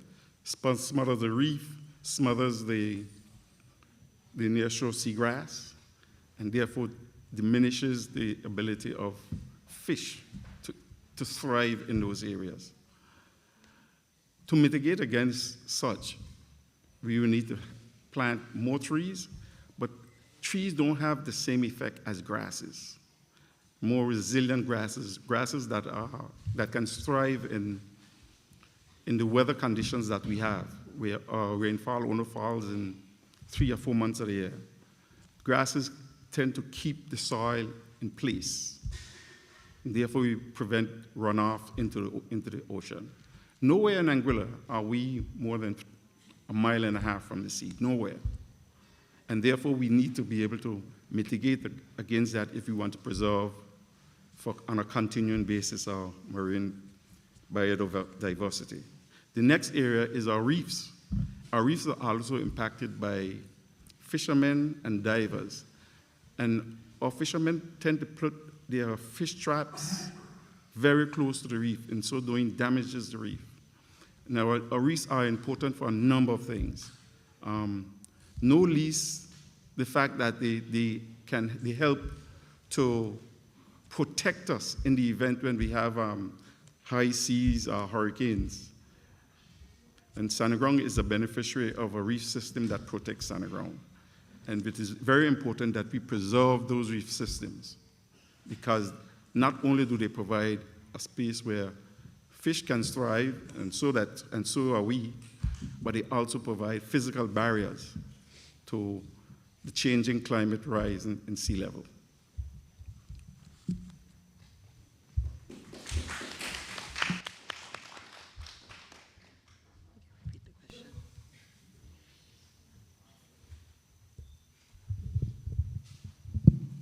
I will repeat the question. What are Anguilla's biggest challenges to marine biodiversity, and how can these challenges be mitigated? SDG 11, 13, 14, and 17. We will now have Ms. Gomes-Marie. Thank you. Anguilla, like many countries in the region, suffer from the impacts of climate change. And that manifests itself in many ways, from ocean acidification, warmer temperatures in our waters, as well as degradation of our coral reefs.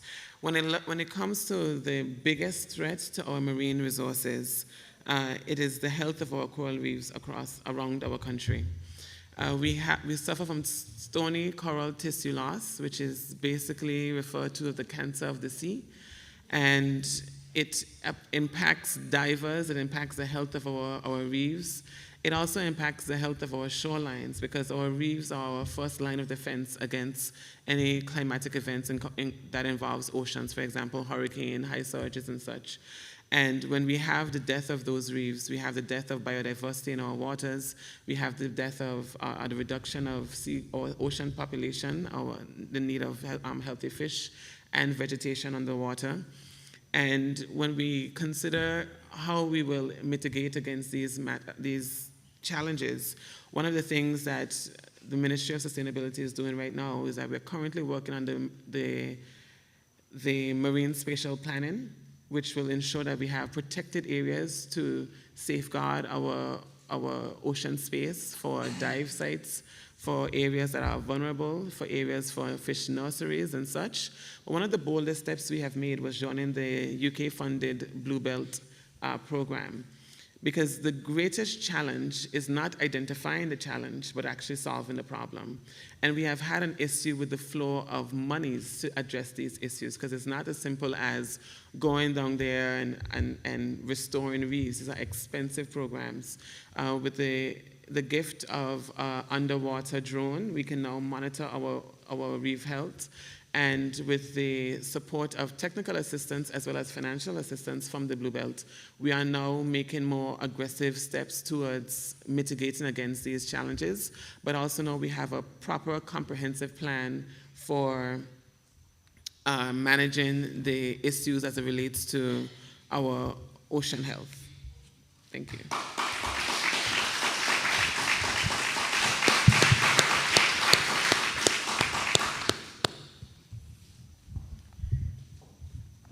Okay.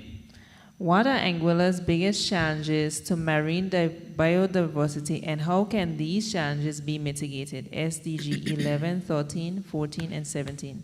Mr. Rogers, you have 1 minute to prepare and 3 minutes to respond.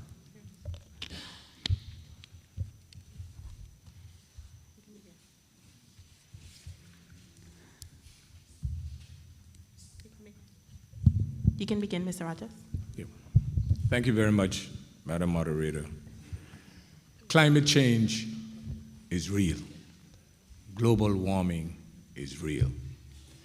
And as a result of that, you would find that the challenges in our marine biodiversity, they themselves are challenging.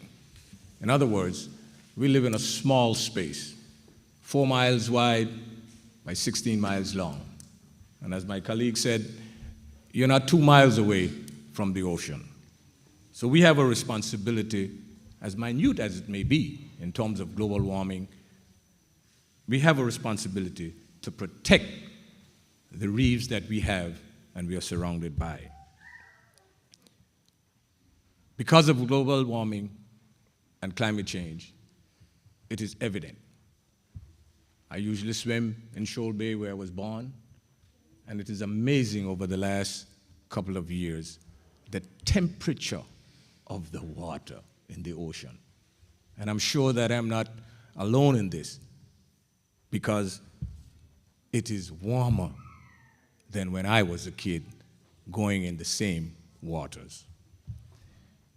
Growing up, there used to be spear gun fishing. I was a part of that, and we used to destroy the reefs, because most of the times when we are looking for fish, the fish would be gathered around the reefs, and we would have destroyed those reefs.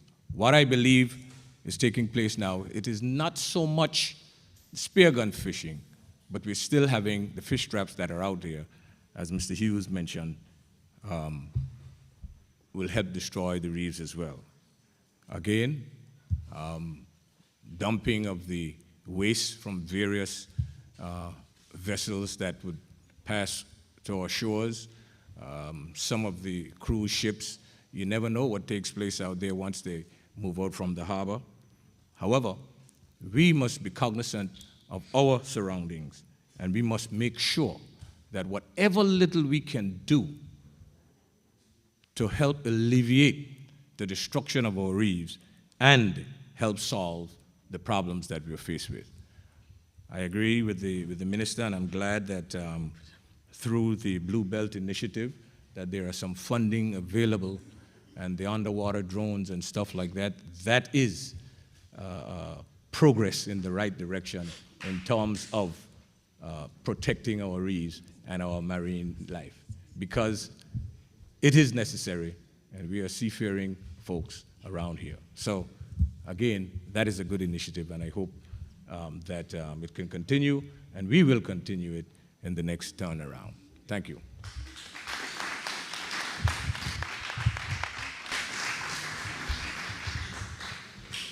Mr. Hughes, you have 2 minutes to rebut or add any new information. Protecting our reefs and our coastal biodiversity, our marine biodiversity, is our all hands on deck effort, in the sense that education of a populace, because we all live so close to the sea, we all are intertwined with the sea and our marine biodiversity. Education of a population in this respect is critical, as our actions impact heavily on our biodiversity. Garbage disposal in particular is one of those things that when they get processed into the sea, it has tremendous impact. I've seen reports where turtles have been floating with plastics. And we do not take into consideration microplastics, because microplastics, once it gets into the environment, they almost never ever leave. And they can have a very debilitating, a huge debilitating effect on our marine life. We also can use the fact that we are a close community that exists mainly by the sea to use as a means for education from abroad. We can invite, I think I heard one of the debaters last night speak about having universities study our marine and coastal environment, and therefore make us more knowledgeable about what is out there and how we can best take care of it. And monitoring is also another important factor. As my esteemed colleague said, ships passing through our waters dump stuff in the sea, and I've seen this for myself because in a previous life I was a seafarer, and I've seen ships dump all manner of garbage into the waters. And monitoring to ensure that these things do not happen is also critical to ensuring that a marine biodiversity is sustained and perpetuated.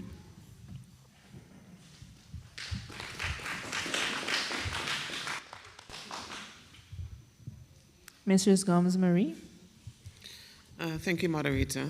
I'm happy to hear the commitment from my colleague, Mr. Rogers, about continuing the work of the Blue Belts, because when we were joining the Blue Belt, the greatest opposition came from his team. And the greatest opposition from his team also came for the Marine Spatial Planning Initiative. It is important that we take these things serious, and I'm very protective of the environment. This is one area that I would wish as a country we commit to never politicize, because we can get to the opposite end of the spectrum where we start to come political over our environment. And you see that in the US, where because one side is moving towards renewables, one side is doing clean energy, the other side believes opposition is doing the exact opposite of that. And that is one area I would love to see us just take a nationalist approach, because our oceans are literally the bedrock of our economy and who we are. Every other breath we breathe in this country comes from our oceans. And so it's important that we treat it with respect. The work of my department also includes the incoming Biodiversity and Heritage Act, which is very important. The Blue Belt as well gave us a beachcomber to assist with the removal of seaweed without getting too much sand and causing sand erosion. And a big part of marine protection and biodiversity is actually training fishers. They are actually the people who are underwater who can tell you exactly what is happening in real time. And no biodiversity efforts, no ocean protection efforts is complete without the involvement of our key stakeholders, our divers, our beachgoers, but predominantly our fisher folks. Thank you.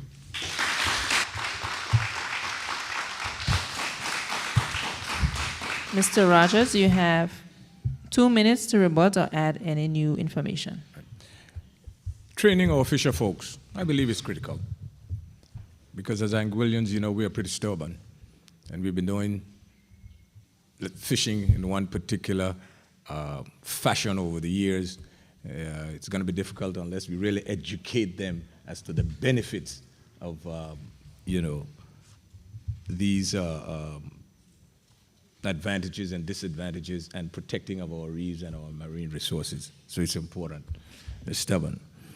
I believe that it is time that we go out there and pursue a marine biology school here in Anguilla. I think that would give us the opportunity, not only for the students, to look at the challenges that we have, even in addressing this question here, but studying the resources that we have here in terms of our marine resources.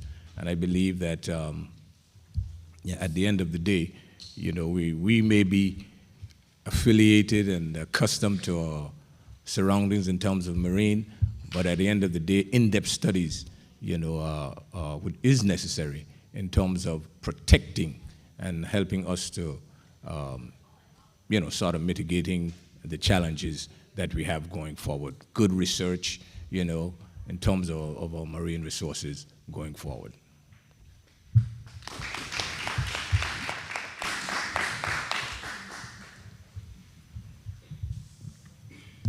Before we go into question number 2, I'd like to remind you guys to support those who are raising funds. And also for the audience question, we will take one question which can be given to Mr. Neil Gums. Question number 2, and we will start with Mrs. Quincy Gums-Marie. What are the most pressing issues currently confronting Anguilla's healthcare infrastructure, and what innovative solutions do you propose for its sustainable development? SDGs 3 and 11. What are the most pressing issues currently confronting Anguilla's healthcare infrastructure, and what innovative solutions do you propose for its sustainable improvement? SDGs 3 and 11. You have 1 minute to prepare, and then 3 minutes to speak.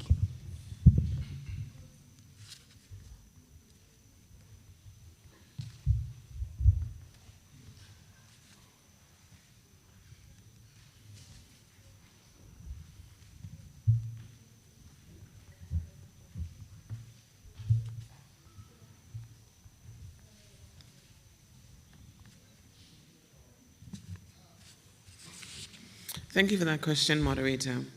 In my time in government, it is no secret that this administration would have overseen the return of the health authority to the government of Anguilla. And in the process of making that decision, we would have had to go through a lot of documents that reviewed the viability and the success of the structure. And those documents dated back to 2011, 2012. And they all gave very decisive actions on how to ensure that the institution of the health authority is a viable and successful one. None of these recommendations were followed. I don't want to pretend as if I know why. Perhaps it was lack of funds. Perhaps it was lack of will. Who knows exactly why they were not followed? But in the time of over a decade, we have seen the misuse and misallocation of public funds. We have seen the degradation of our health facilities without a plan to improve and redevelop. We have seen key and critical health professionals leave the service and go to other parts of the world, not because of pay, not because of the working environment in terms of, you know, the people that they work with, but simply because of the lack of opportunity and the lack of investment. And it is important that we review the history of Anguilla's health development with objective eyes. It is correct to say that the majority of our investment in healthcare up to 2020 was categorized by catastrophe. When I say that, I mean the majority of the infrastructural development and the work to improve health, the health infrastructure in Anguilla happened as a result of Hurricane Irma, which was a catastrophic event. Some of the additional works that we had happened as a result of the pandemic, which was a catastrophic event. The most important thing we need right now in Health Authority, now that it is back under the government of Anguilla, is a comprehensive development plan. This is something that is being pursued by the government of Anguilla under the leadership of the current Minister of Health. And it's important that we have this discussion because Many times when we talk about infrastructure, the conversation is, well, you can't eat concrete. But who are the people that will be benefiting from a modern and effective building for a hospital? It is the people. These things are not in isolation. They go hand in hand. We are now becoming specialized in orthopedics for the first time in the history of Anguilla. That's my time? I'll continue.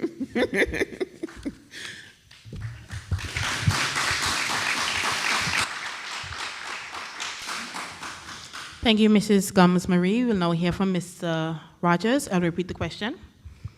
What are the most pressing issues currently confronting Anguilla's healthcare infrastructure, and what innovative solutions do you propose for its sustainable improvement? SDGs 3 and 11. You have 3 minutes to respond.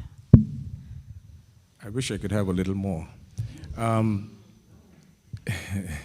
Facilities and healthcare. Healthcare is not an easy portfolio to deal with. And I will say this, dismantling the health authority and taking it back under government, the Department of Health Services, was a mistake. It was a retrograde step. When it comes to facilities, we have to provide facilities that are fit for purpose. And when I say fit for purpose, I mean not adding a room or two on.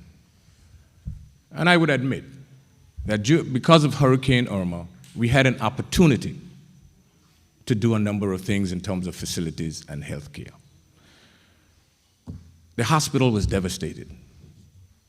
And as a result of that, the funds that we received from the British government had to be shared throughout for infrastructure. This auditorium that we are in today is as a result of that, and a number of others. The Valley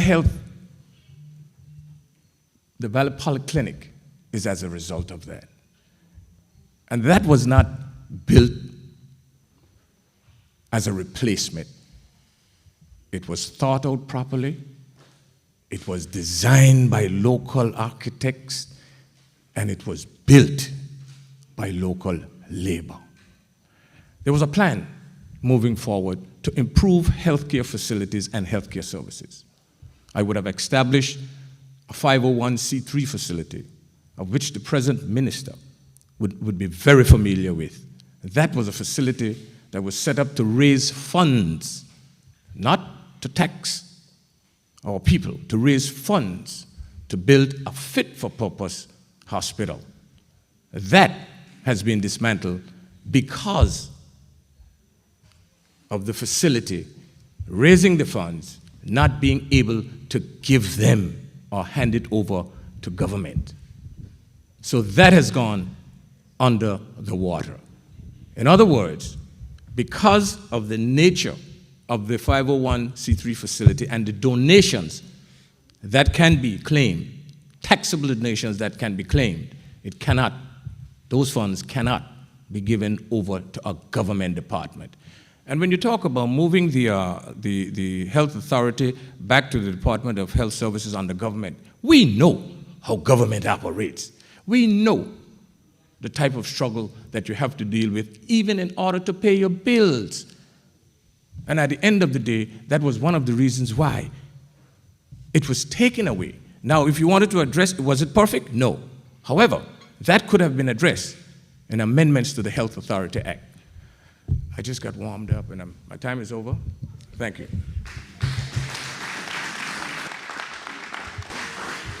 Thank you, Mr. Rogers. We will now hear from Mr. Hughes. I'll read the question one more time.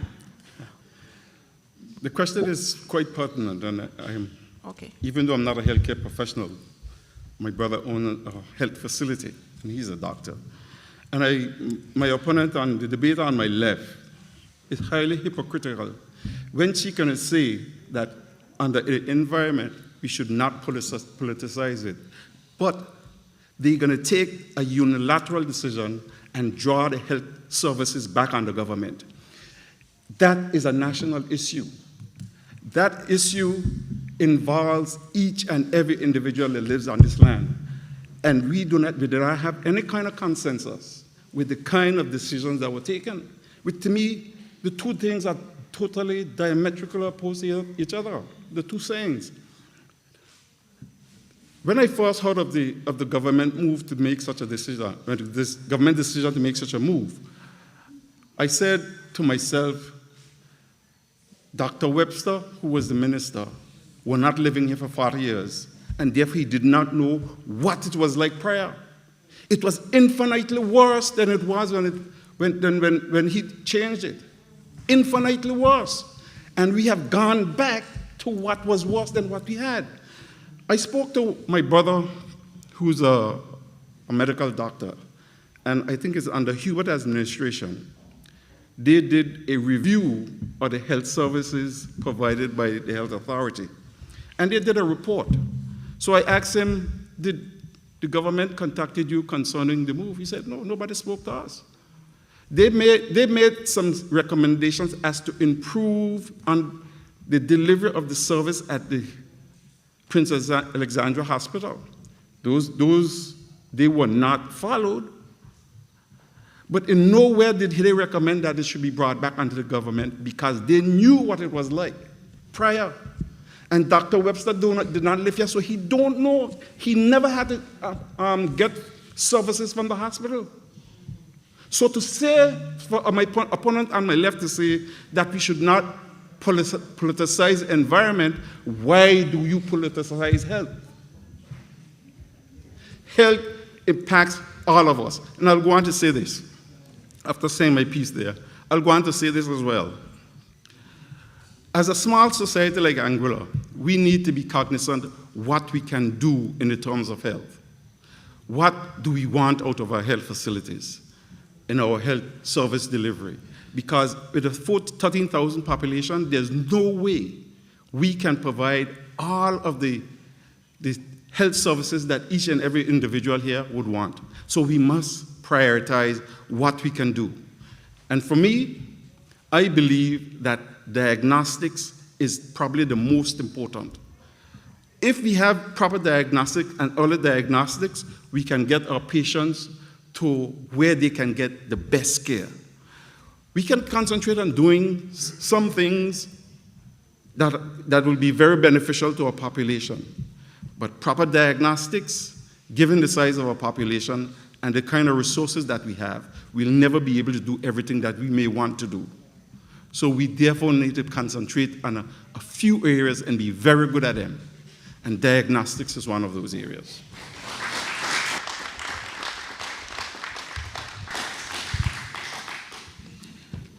Thank you, Mr. Hughes. We will now hear from Mrs. Gomes-Marie. You have 2 minutes to add any information or rebut.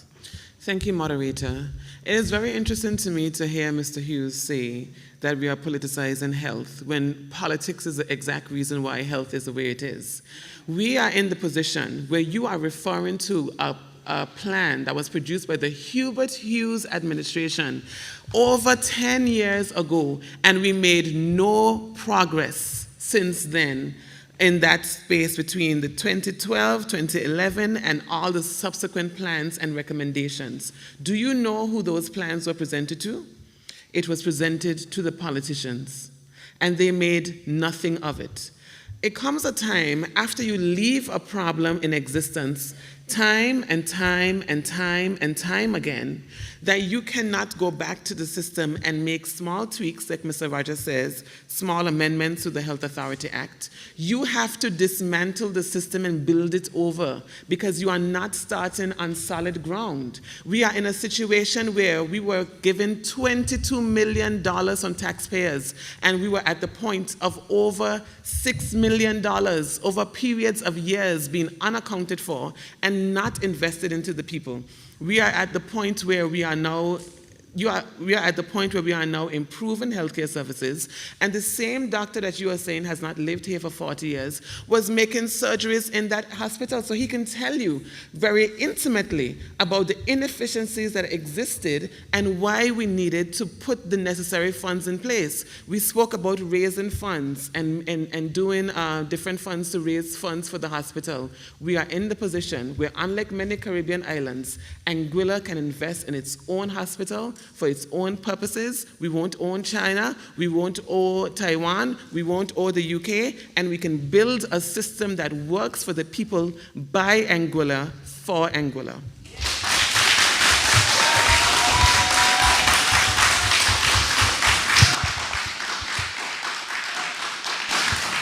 Thank you, Mrs. Gomes-Marie. We will now hear from Mr. Rogers, who will have 2 minutes to rebut or add any information. Madam Minister, when you're talking about unaccounted funds, over the last 5 years, you all were in administration. The Attorney General Chambers is there. Do the investigation, and whoever is responsible for that, bring them to justice. So we don't want to hear that. Anyway, you talk about the doctor operating, doing services at the hospital. For 5 years, 4 years and 8 months, a medical practitioner. And if you look and listen to the staff that is on the ground here, and they're listening and they're watching, there is a disconnect. Because at the end of the day, health care, if you dismantle the health authority and bring it back under government, the doctor himself does not have control over that, because they are public servants now and they are civil servants, and the governor and the deputy governor are responsible for them. Under the Health Authority Act, the Minister of Health making the adjustments to the Health Authority legislation could have given him or continue to give him additional authority in improving the healthcare services. So what you are saying is that you take it from under the minister, who's a medical doctor, and you're going to put it under the governor, who's here for 2 years or 3 years, and then they're gone. So if the minister wants to divert himself of that responsibility, the Anguilla people should know. And we all had hopes that the first time in the history of our island, a medical doctor was elected and assumed the highest elected office in this country. We had expect more locally, regionally, and internationally. We're disappointed.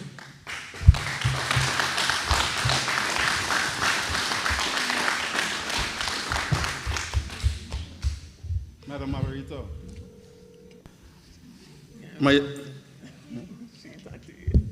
Thank you, Mr. Rogers. We will now hear from Mr. Hughes. You will have 2 minutes to rebut or add any information. Madam Moderator, irrespective of how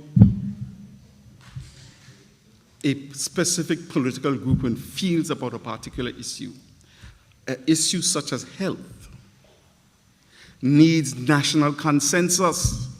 And if we do not have, if tomorrow I am elected to be the Minister of Health and I made the decision to put back the health authority in place, how do we look? How would we look? As if we are rudderless. We need national consensus. And what the minister is saying is that there was none. It was a party grouping decision to make that.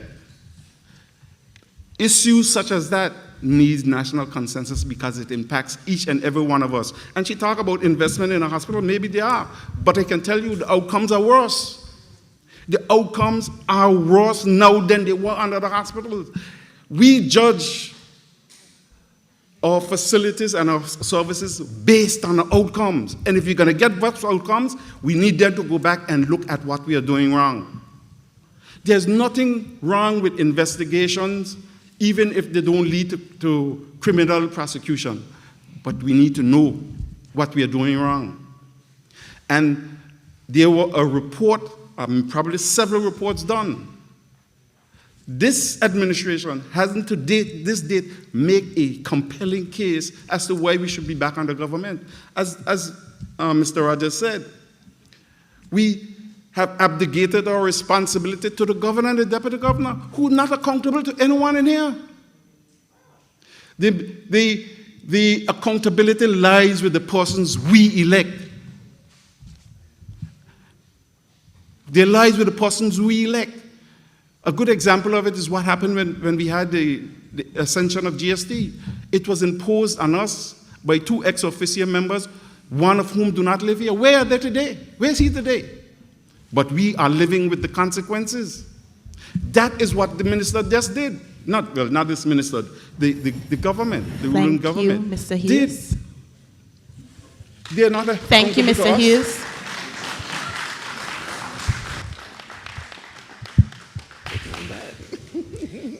Question number 3. In light of Anguilla's relatively small population and the distinctive cultural framework of our society, what new comprehensive strategies or initiatives would you undertake to generate revenue from a global market? I'll repeat. In light of Anguilla's relatively small population and the distinctive cultural framework of our society, what new comprehensive strategies or initiatives would you undertake to generate revenue from a global market? SDGs 8, 9, and 11. We'll start with Mr. Rogers. You'll have 1 minute to prepare and 3 minutes to respond.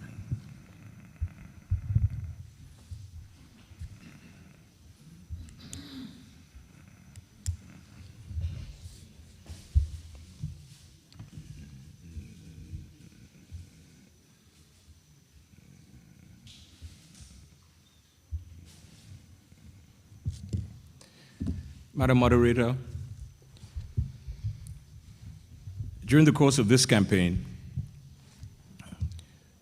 the people of Anguilla would have listened to a number of the Anguilla United Front candidates, and particularly the Honorable Island-wide candidate, Mr. Joseph Vanderpool, talking about digital transformation, talking about high-tech industries, talking about the special economic zones, and so on and so forth.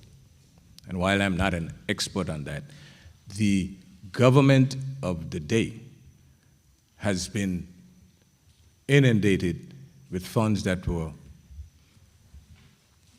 virtually fell in their lap from the .ai. We would have heard a lot about it. There are conversations in terms of outsourcing the management of it. And there were comments made by some of the members of the ruling administration about Anguilla not having the capacity, right, to manage, and so on and so forth. That is a golden spoon that the good Lord would have placed in our laps. No taxation with respect to it. And if the government felt that we in Anguilla did not have the capacity, to manage it, build capacity. Don't give it away for 5 years. And we are still waiting to find out what is involved in that MOU, in that decision. We are still looking at it. Again, that is something that we must look at. We must be able to maximize it going forward. We spoke about marine and biodiversity a while ago. We have to further develop our marketing of our boat buildings and so on. We have to look at modernizing our financial services and continue to move on with that. We've got to be able to market these things as we go along, as opposed to, let's say, the GST that affects the people and the taxpayers of this country. We'll have to find those avenues and those niches out there through the digital transformation. And I'm sure that the young people in Anguilla, in the secondary school, in the primary schools, would be very, very, very excited to be part of that. And I don't understand how you build capacity if you don't identify and you don't know what you have in order to be able to move us in the right direction. Thank you, Mr. Rogers. Mr. Hughes? Madam Moderators, I'm on record as saying that as part of a constitutional reform, we should have by now brought back offshore financial services under the auspices of the local administration. Some years ago, in our infinite wisdom, one of the politicians made a deal with the government of the UK in exchange for an additional member to the House of Assembly. We abdicated to them the right to regulate our offshore financial services. When I was in secondary school, we had a larger offshore financial services sector than the BVI. In fact, I can tell you that the vast majority of revenue back then were from three sources. Revenue that came in from monies being expatriated from Anguillians overseas, sale of stamps, and offshore financial services. Since the British have the right to regulate our offshore financial services, they have regulated it into practically non-existent. Hardly any revenue comes in from that. We should do all in our powers to get it back and regulate it to our benefit. It is quite important to note that London and New York are two of the biggest offshore financial services centers globally, and they are our competitors. How can our competitors be regulating our business for our benefit when they are in the same business? That's illogical to me. We need to get it back, and we need to grow it to our benefit. In fact, I'm very sure there are some British consultants who recommended the same. So we need to grow our offshore financial services and the revenue accrue to the benefit of Anguillians. And with respect to capacity, IT capacity, we probably have here in Anguilla one of the more competent IT departments in the Caribbean. In fact, I'll go as far as to say that there was a time a few years ago when we were providing IT expertise to regional entities. Persons were leaving here and providing IT expertise and know-how to other Caribbean jurisdictions. If for whatever reason we cannot manage the .ai program in its current form, then I don't think it would be a hard stretch to get up to speed to do so. But hearing something that the minister on my left indicated in an interview, that they have now engaged an entity in the UK to help build that capacity here, I think this is putting the cart before the horse. That should have been done prior to we exporting .ai. That should have been done first. There's no sense going over and coming back. Thank you, Build up Mr. the Hughes. capacity here, and then we can migrate straight to what we do in Angola. Mrs. Gums Marie, would you like me to repeat the question? No, that's okay. Thank you. I think there are three things to consider in response to this question. First, in relation to reaching global markets, one of the greatest threats to our young entrepreneurs, especially who are attempting to access global markets, is the fact that our current bank, our national bank, National Commercial Caribbean Bank, is in bridge status, and the correspondent bank makes it difficult for transactions between the US and our bank accounts here. And so to get the money from their sales has been proven to be very difficult. So persons who would like to get engaged in digital services and provide online services, they can charge, they are being paid, but to access that money has been difficult because of the status of the bank. As the primary shareholder of the bank, the government of Angola has been doing everything we can to support them in remedying these issues. And I think this is the most critical element of them all.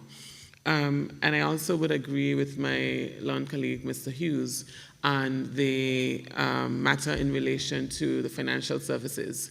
We have seen, as a result of Brexit as well, that Anguilla has been on the blacklist for many years. This administration has moved a lot of legislation to get us on the gray list, and we are trying our best to get back on the right list. It has been proven difficult. It is a matter where we are a small voice, where we previously had taken up more space, and we have been competing with the UK as our regulator, as well as other persons within our region for the same services. So we have been seeing that it has been difficult. Now, JMC after JMC, we have been working with Tortola, Cayman, and all the other islands with strong financial services markets to improve Anguilla's status and to improve our ability to compete on a global market. As it relates to the .ai domain, it is interesting to hear Mr. Rogers' position, because if I go to the 2018 Medium-Term Economic Fiscal Plan of the Anguilla United Front, and you can too by Googling it, on page 12, it says the government of Anguilla, that is the Anguilla United Front Administration, owns the registration domain .ai. Government will seek services of a reputable firm to upgrade and manage the domain registration system for .ai, which means that they intended to outsource it as well. They intended to carry it to procurement. And so to have this position that the government of Anguilla is not doing something that Mr. Rogers himself would have had to improve at the Executive Council level is very disingenuous. But also, we are in a position where the greatest benefit to Anguilla is to get as much as we can right now and also to own it. I have spoken with my IT department. I have been advised by my IT department that they are not in the position right now. These are not people, fictitious people. This is not anecdotal. The people who would operate this have advised that they're not in the position to run it. And that is why we are reintegrating in 5 years. And I'll explain the rest in my next round.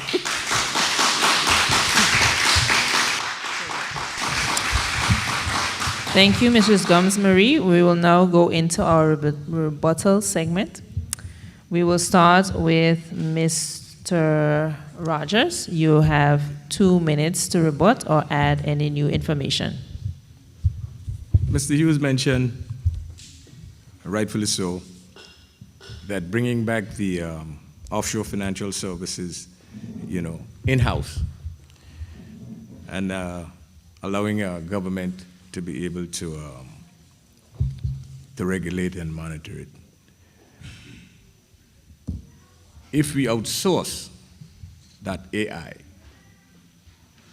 I don't see it possible for us to bring back in the financial services. That's what I'm talking about. And my colleague mentioned about the 2018, she read something that you can Google. There is absolutely nothing wrong in exploring more than one option. It is the decision that you make, not exploration. At the end of the day, the minister mentioned about NCBA and the issues in terms of correspondent banking, and she said that NCBA is still a bridge bank, still in bridge bank status. The government of Anguilla, the last time I checked, they owned the bank, even though they were not in favor of the banking resolution. They are the government of Anguilla and they own the bank. And from these platforms here and debates, a member of government, I think it was last night, who mentioned that, yes, the bank would have incurred debt through Social Security, but the bank is doing very well now. Another member indicated that the bank is an asset. So if you have an asset, you must be able, again, government will have to decide what they're going to do with that asset, whether they're going to save it, whether they're going to divest of the shares so that you'll be able to take care of the liability that it has caused. I am proud to have been a member of the Anguilla United Front that saved NCBA for the people of Anguilla. And all of those issues in terms of the correspondent banking can be dealt with. And this administration, in office for 5 years, I would like to ask them, what have they done in terms of the bridge banking status over the last 5 years? Thank you, Mr. Rogers.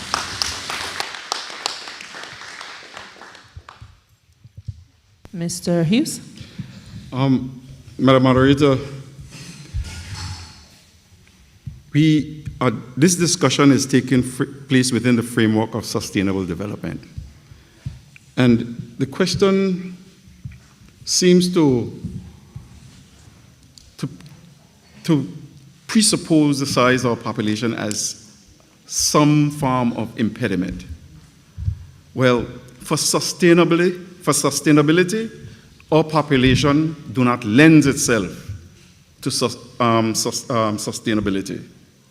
Our size of our population is one of the many factors that will limit our ability to be sustainable. It is for the same reason we see the height of GST. In order to generate a specific amount of money, X amount of money, from a population of white people, we must divide the amount by the amount you want by the number, and that is what each individual would pay.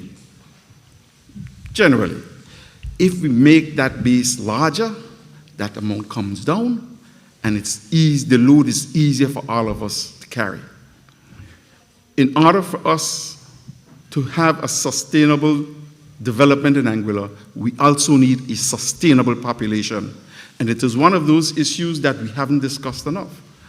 Our population, the optimum size population, is one of those key factors into making us a sustainable country. And we need to address it.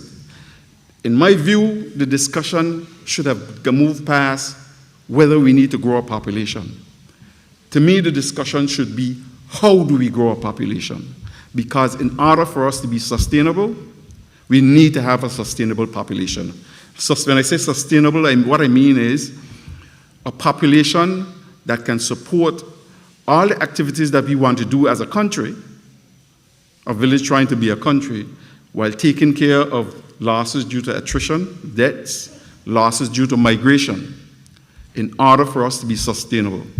And to me, the question presupposes that our population is too small, and it would be correct if that was the intent. Thank you, Mr. Hughes. Mrs. Quincy Gomes-Marie. Thank you. Just adding on to what I would have said previously, the state of the bank is the state of the bank. We have moved from strength to strength. A lot of it having to benefit, a lot of the benefits of the bank, a lot of the benefits the banks experience right now is as a result of the thriving economy that is because of the work of the Anguilla Progressive Movement. I also want to carry on the conversation about AI. As I was saying, there was a position by my department. They were told me that this is what they needed to be able to in-house it. And so we are doing an in-housing committee. We have been working with the UK team to get us to where we need to get to, because the people who will be operating AI in 5 years are the ones who identified the weakness within the department. I don't know how else to say this to the members on this panel. But one of the other things I want to express is that we are in a better position now with this current agreement than we were before. Because now we have targets for them to meet. Now they have to operate in a transparent way. Now we have reports that they have to write, and now Anguilla owns the authentication keys that we didn't own before. The department is now the primary key holders, and that is why we can assure that we will get it back in 5 years. So we are in a better position today than we were in 2018, 2019, 2020. But even further than that, the reach of Identity Digital. Prior to Identity Digital taking over in January 15th, 2025, we were making $4 million a month. In 15 days, we've made $4 million. So now we are poised to get twice the amount per month because of the reach of the marketing company and management company than we had previously. That shows that Anguilla will now be the beneficiary of additional funds so that we can now give more and invest more into our people for the benefit of all. Thank you.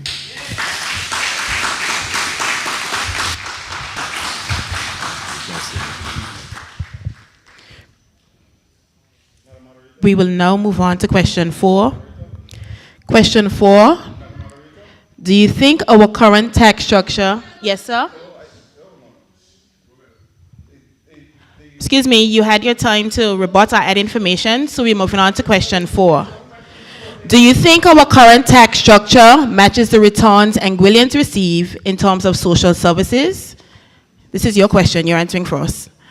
Do you think our current tax structure matches the returns Anguillians receive in terms of social services?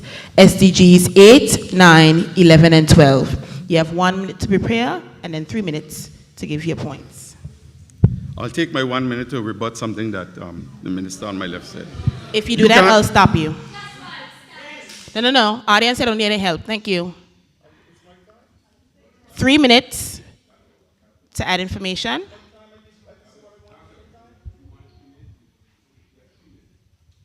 On the question.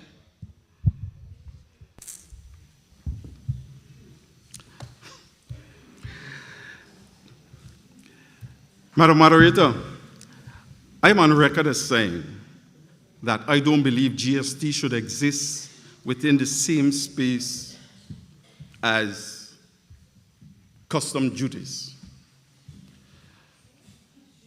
The way GST operates, it's an escalatory tax. And therefore, if you want to use GST, you should not be using customs and GST together. It's one or the other, because it increases the burden exponentially, particularly on the end user. So therefore, the type of services that we get is not in line with the type of money we pay, because we cannot enjoy the type of money we pay because we do not have in our society a proper social safety net. As a consequence, more of our monies that we earn goes into paying government to the exclusion of taking care of ourselves. Because we do not have a social safety net, we need to use more of our resources to ensure that our social well-being are taken care of.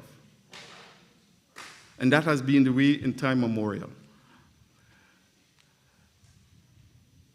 Madam Moderator, I'd like to pivot to something that the minister said with respect to IT.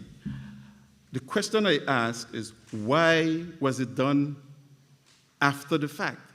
Because if the capacity were not there, then it would have been incumbent upon government to ensure that they are up to speed with respect to what was needed.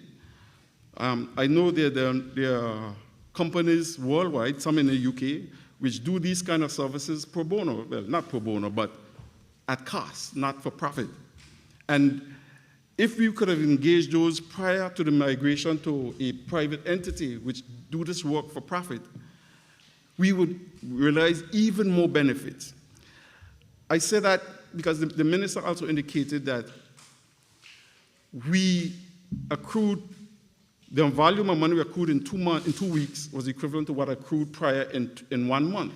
However, the previous manager of the system indicated that every so often the revenues doubled. So where in the train of events would that have occurred? Because it doubled recently, as you would indicate, based on the figures you provided. But we knew that beforehand, that the previous manager said every so often it would double. So I don't know if that was a benefit. However, I do know, because I was working with the ministry when .ai was assigned to government, to Anguilla. And I don't know if any of you can recall, our budget, after the assignment of .ai to Anguilla, our budget ballooned by a couple $100 million because .ai was perceived to be something else other than what it is today. Your time is up. Thank you. And we thought we would have accrued a similar amount of money. Mrs. Gomez-Marie, do you think our current tax structure matches the returns Anguillians receive in terms of social services, SCGs 8, 9, 11, and 12. You have 3 minutes to respond. Thank you, moderator. I just want to make a quick correction to what I said earlier. We are now full commercial status as a bank, but we don't have a correspondent bank. That happened over the last 5 years. I want to correct that statement. Sorry about that. I don't think that we have gotten to the point that we have full returns to the people of Anguilla from our tax service. I want to contextualize the situation in which GST was implemented, where a new administration, and quite honestly, even if it was an existing administration, I think the circumstances would have been the same, in that you were in the middle of a pandemic, you had a reduced cash flow, and in order to access additional funds to meet basic things like salary payment, you had to accept a MOU, which GST was a part of. And making decisive steps towards GST was contingent, receiving payments from that MOU was contingent to making decisive steps towards GST. I explain that because I think when I speak about Anguilla, I like to talk about dignity, moments of dignity and moments of indignity. And I think it was an undignified situation to put any administration, new or existing, in that position where you had no other place to go, no other alternatives to implement an onerous tax on the people of Anguilla at that time. It was a very difficult decision to make. And because of that, we wouldn't have had as much time as we would have liked to explore all of the opportunities for exemptions and develop the tax in a way that is best suited to the people of Anguilla.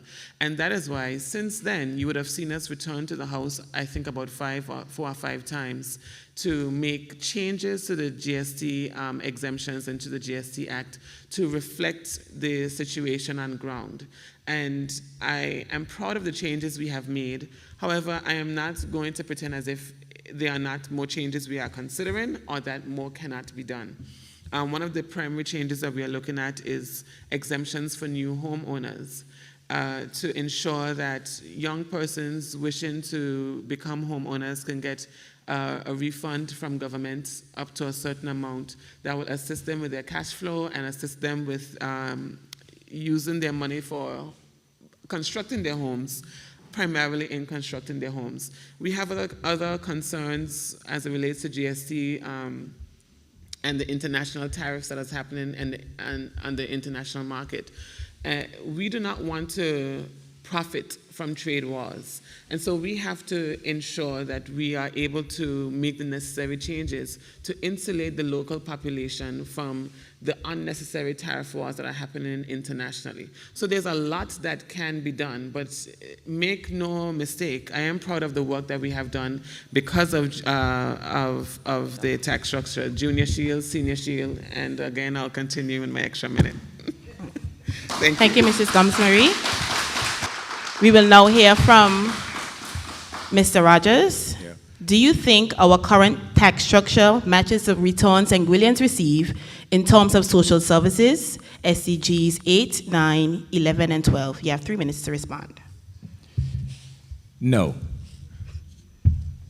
The tax structure does not match the returns Anguillians receive in terms of the social services. I would have listened to the minister when she mentioned in terms of the implementation of the GST. She said they didn't have enough time to look at, I guess, the tax in its entirety, hence the reason for going back, and removing certain items from the GST. But I would want to remind the people of Anguilla that in 2020, COVID was still around. Blowing Point was closed. No boats were going across. And there were a number of taxes that were increased, embarkation tax and so on. Also, health services, there were a number of taxes that were also increased during that time. Again, I would have expected that the then incoming administration would have had a look at the effect that these taxes would have had on the people of Anguilla. She mentioned about for new homeowners, I am sure that would be moving the GST on building materials and so on so that it will encourage and assist our new homeowners, I applaud that. It is something that, something like that, going back and removing that, I applaud that. But in terms of the food items and so on that, you use daily, that should have been thought of in the beginning. She did mention junior and senior shield. While that is admirable, and I support the junior and senior shield, again, you can't use the excuse that you didn't have enough time or you were doing it just for election purposes, because in order to really and truly have an effective and efficient junior and senior shield, you have got to be able to have conversations at least with your local healthcare providers, Hughes Medical Center, the pharmacists, the local pharmacies that are there, St. Martin Medical Center, because we don't do everything, but at least have some sort of conversation with them, because from time to time, services would not be offered, medications you will not have, and if you have the service shield, the senior and junior shield, only for the government entities, then what is going to happen when government entities, and as an example, doesn't have medication? You still have to go to the local private pharmacies to get it. Is Junior Shield helping you? Or Senior Shield helping you? That's all I'm saying. It needed a comprehensive approach. And if you really and truly want to improve the quality of healthcare, right, and offer the Junior and Senior Shield, I think that should be the way to go.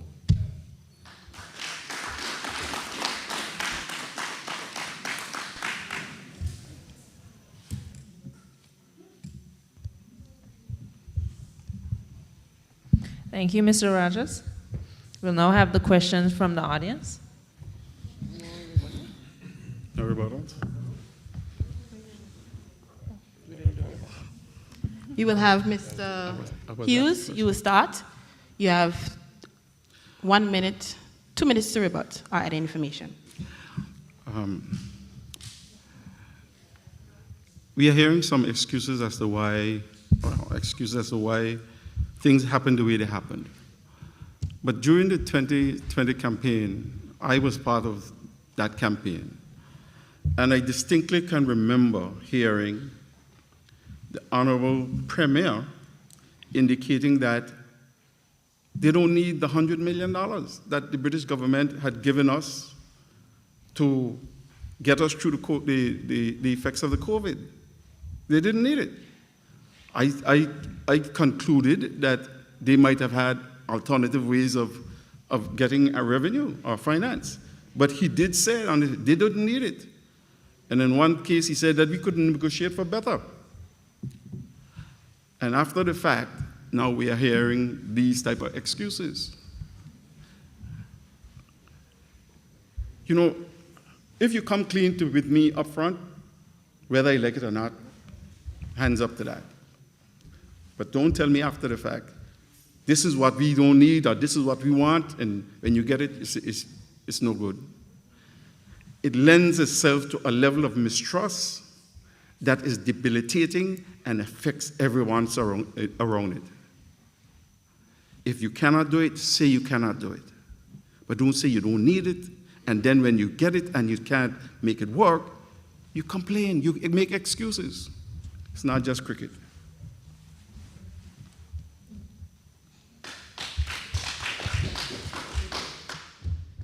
Thank you, Mr. Hughes. We will now move to Mrs. Gomes-Marie. You have 2 minutes to add any information or rebut. Thank you, Madam Moderator. I do not think that in the face of new information, anyone, especially because this is a youth debate, anyone should be ashamed of making new decisions in the face of new information. And when we got the new information that Anguilla was on the brink of collapse, that Anguilla could not pay its civil servants, that Anguilla could not survive, we had to make the right decision on behalf of the people of Anguilla. And that is just the reality of the situation. It is interesting to me to hear this being proffered as excuses when one person on my far right is saying, reduce the taxes, and in the same breath saying, increase expenditure. How would that work? Reduce the taxes, but spend more to send people to the specialists in St. Martin. Reduce the taxes, but spend more to give them additional services at the private facilities across Anguilla. We need to have a responsible discussion about the role of taxation and not try to pander to people at this time, because maybe you can learn a lesson from us. Maybe you can learn a lesson from us. Because if you are saying this, we have to accept that anybody on this table can be elected. And if you are saying the things you are saying, you are giving the impression that you might do away with GST. How will the country survive? We need to have the conversations that would stand the test of times beyond election. And now that I am in a position to have grown from the 2020 election to the 2025 election, I can say that all of the things we want for Anguilla, Mr. Rogers was saying that we can do more. They require studies. We need to ensure that they are sustainable. Otherwise, we'll be bringing services to the people of Anguilla and in the same breath taking them away. We want to ensure that your junior shield, when I am 70, that I know that senior shield is there. That when another person, when my daughter makes children, that junior shield is there. And until we have those necessary conversations, we'll be going back and forth around the same GST that nobody up here is prepared to say that they will remove.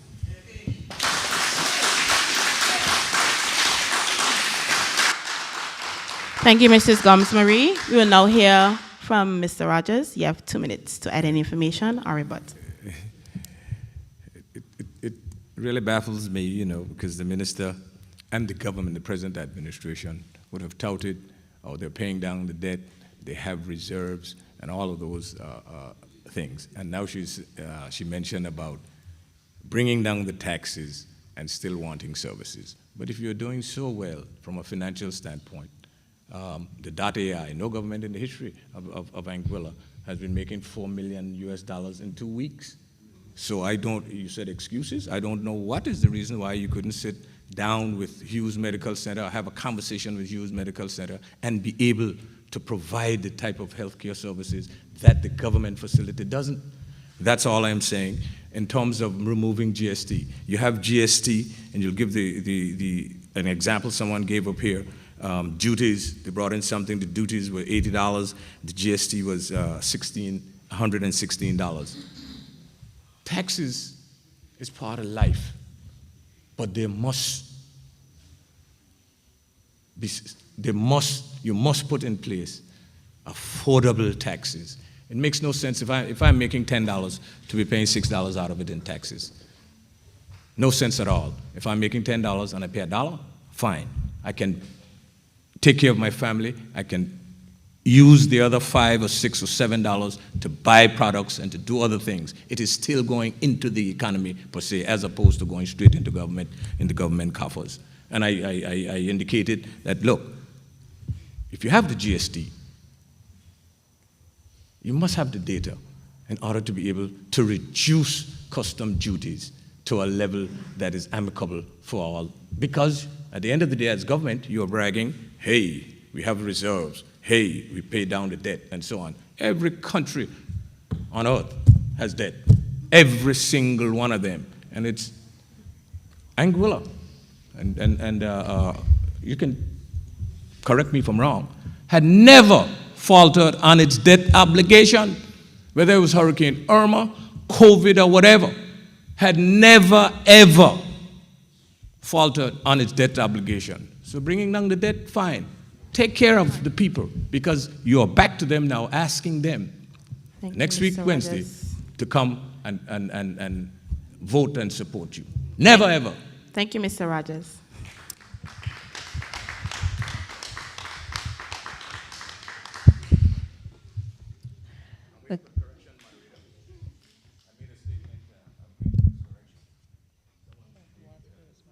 Sorry?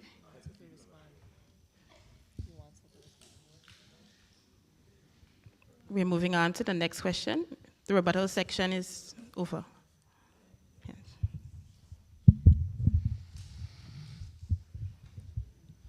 Okay. The question from the audience. Recently, the civil servants, statutory bodies had reinstated salaries except healthcare workers. Do you believe that the former salaries for healthcare workers can be reinstated until comprehensive salary review is completed? I'll repeat.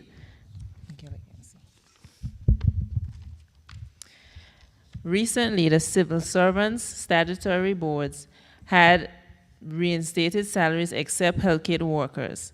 Do you believe that the former salaries for healthcare workers can be reinstated until the comprehensive salary review is completed?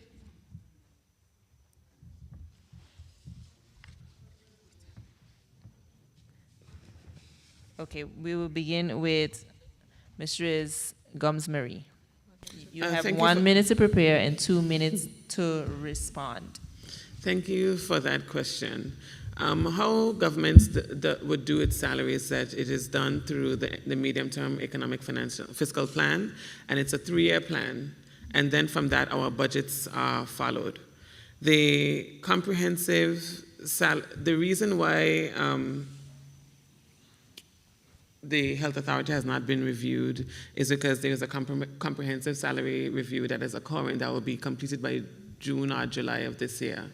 And thereafter, it will be instituted accordingly across the board.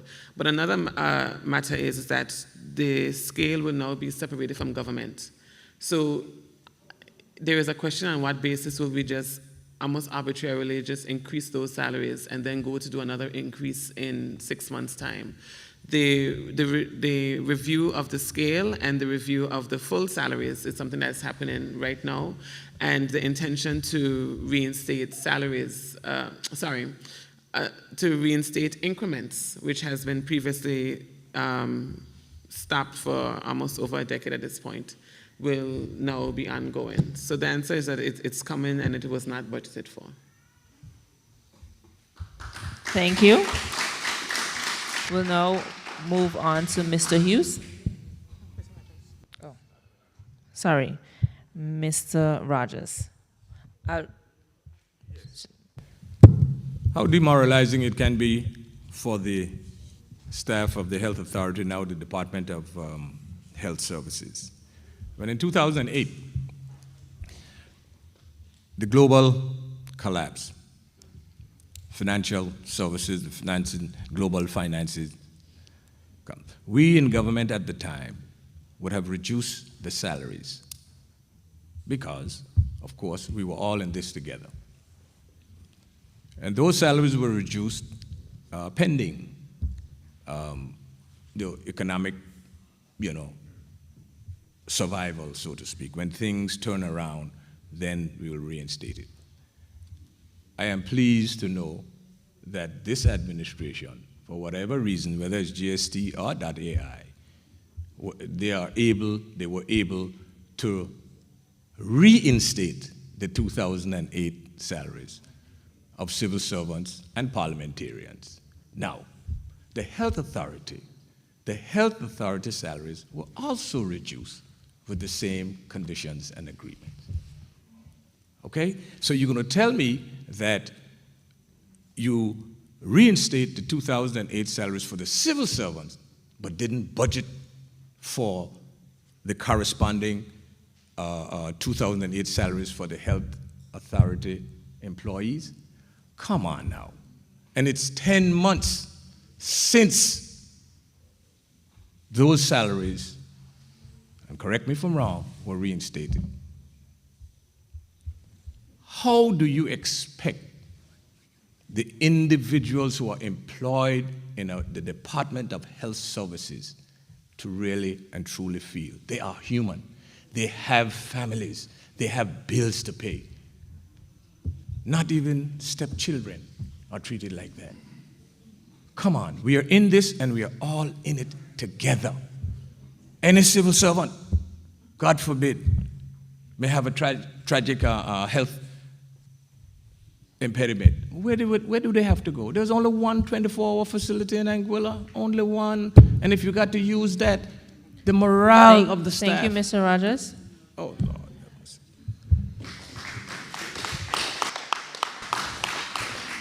We'll now move on to Mr. Hughes.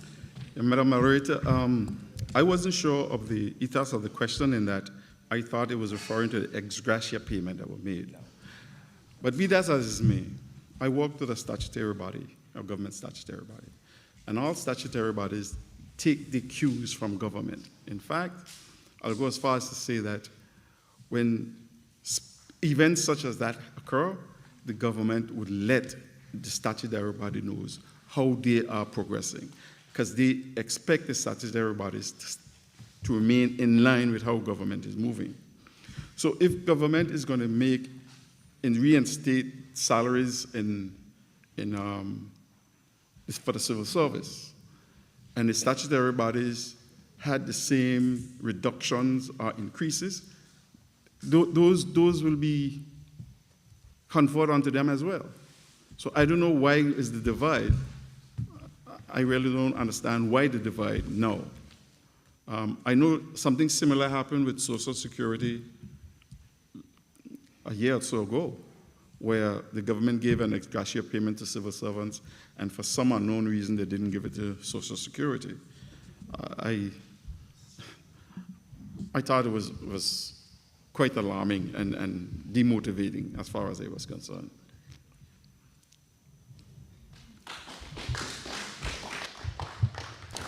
Thank you, Mr. Hughes. We will now go into our rebut section. We will start with Mrs. Quincy Gomes-Marie. You will have 1 minute to rebut or add any new information. Thank you for the opportunity. It's interesting to sit here because I feel like questions have been answered in silo and not in the round, in isolation and not in the round. We criticize certain government decisions and then criticize government expenditure and then criticize government for having money and criticize government for not spending the way you want to spend it and then criticize government for spending it in certain ways. We need to understand that government operates in a process, and one of the key things that government has been trying to do is to assure our financial independence. And one of the reasons why that's important is that we need to make sure that we can make our own financial decisions. Our budget process doesn't happen all the way through us. It has to go through the UK and come back, and there are times when we cannot meet the needs of every single person. I am sharing the podium this evening with Mr. Neil Rogers, who was advocating for a further 5% cut in our time in office, and today is now demonizing government when we are on the cusp of a 20% increase raise for civil servants. We've gotten to the point of multiple, thank you.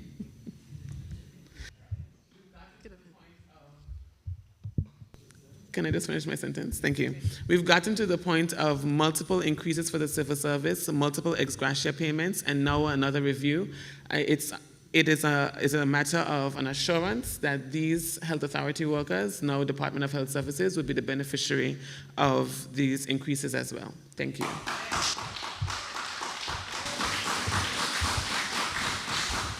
Thank you, Mrs. Gomes-Marie. We will now move on to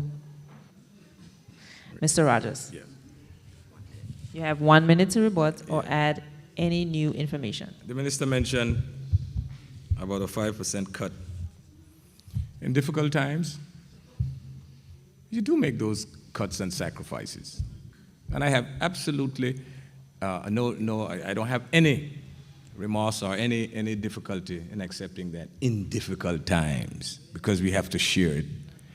But these are times when you, Madam Minister, mentioned here this evening that in 2 weeks, the data AI raised $4 million.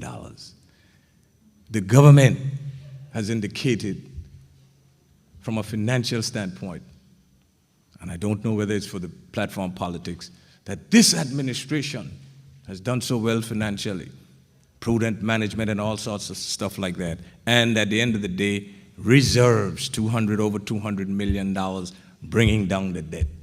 And you're going to tell me that you can't look at about 80 to 100 staff of the Department of Health Services? So 5% cut in difficult times is reasonable. All I am saying, you brought them back under the government, and when you share alike.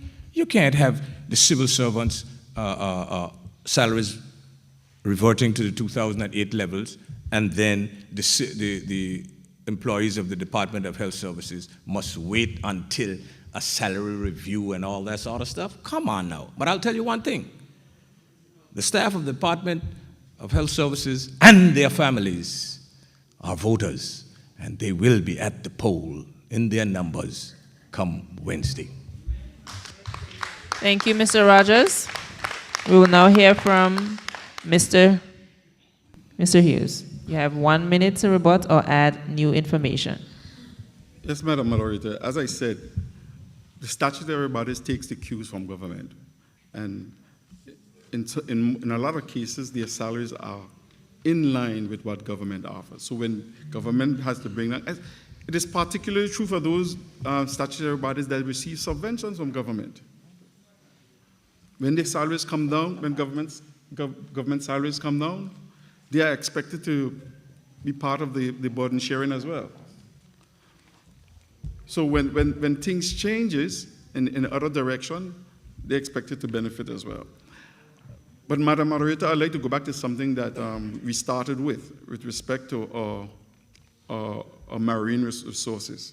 It's something I neglected to mention. It is quite possible for us to overblow or overdo our protection of the environment. And I'll give you one good example. For the last 20 or 25 years, we have barred turtle fishing in Anguilla. Now there's a proliferation of turtles around the island, specifically in the area where I come from, Sandy Ground. What that has led to is an influx of very large sharks, because sharks feed on turtle. Now, if we do not harvest turtles at some point in time, the proliferation of sharks is only going to get larger, and is going to impact the swimmers in the bay, in that area. So we can go overboard in trying to protect our marine environment.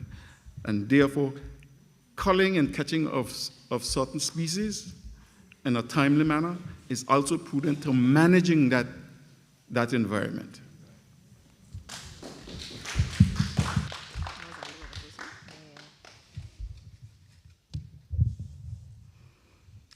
Thank you, candidates. We will now have the closing statements. We will begin with Quincy Gomes-Marie. You have 3 minutes to give your closing statement.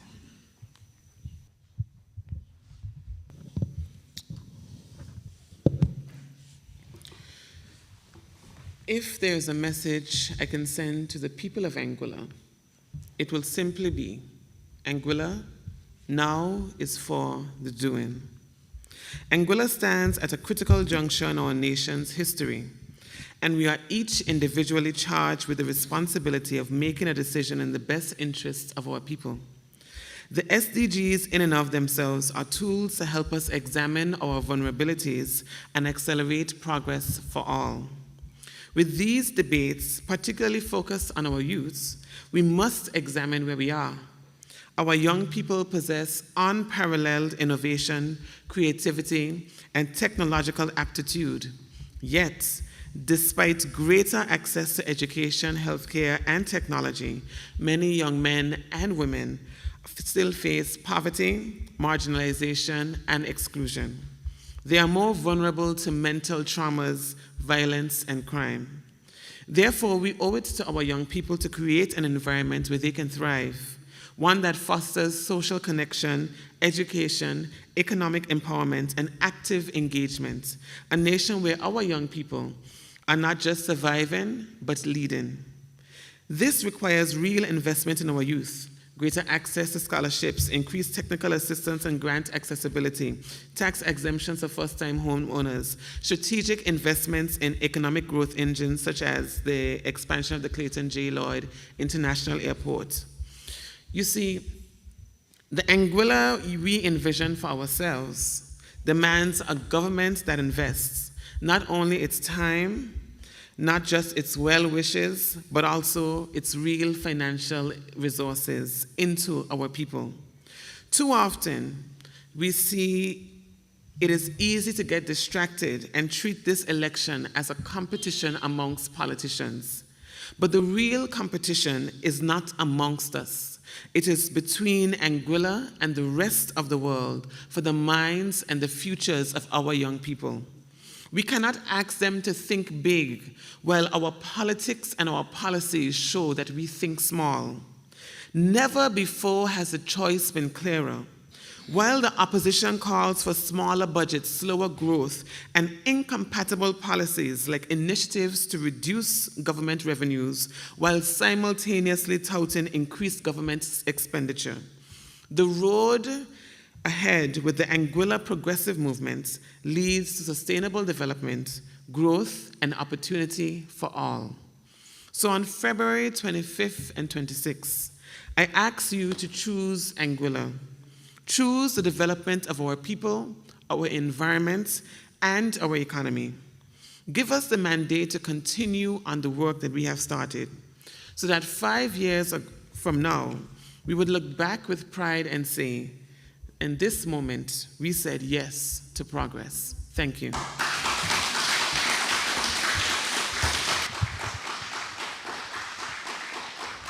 Thank you, Mrs. Gomes-Marie.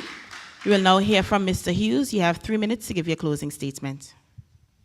Madam Moderators, the United Nations approved Sustainable Development Goals are indeed a blueprint for development universally.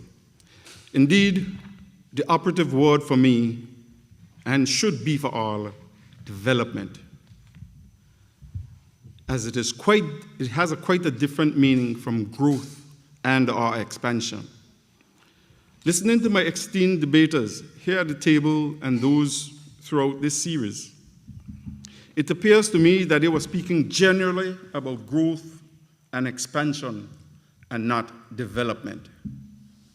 The words of the 17th Sustainable Development Goal is particularly enlightening, and I quote it, Madam Moderator.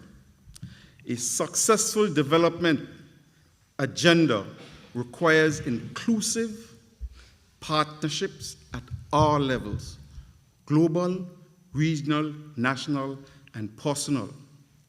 It should be built on goals, principles, visions, and shared ideals while placing people and the planet well-being at its center. Sustainable development requires that we take people and the planet in its entirety front and center of our deliberations. In order to build a sustainable society, especially on a microstate such as ours, we have to be cognizant of one of the more, if not the most important ingredient, that is people. Specifically in relation to sustainable development, the quantum number of people required to make the development sustainable. A sustainable society, in my view, is akin to what we in the engineering fraternity refer to as a perpetual motion machine. An ideal perpetual motion machine produces all the energy it requires to continue working with no additional external inputs.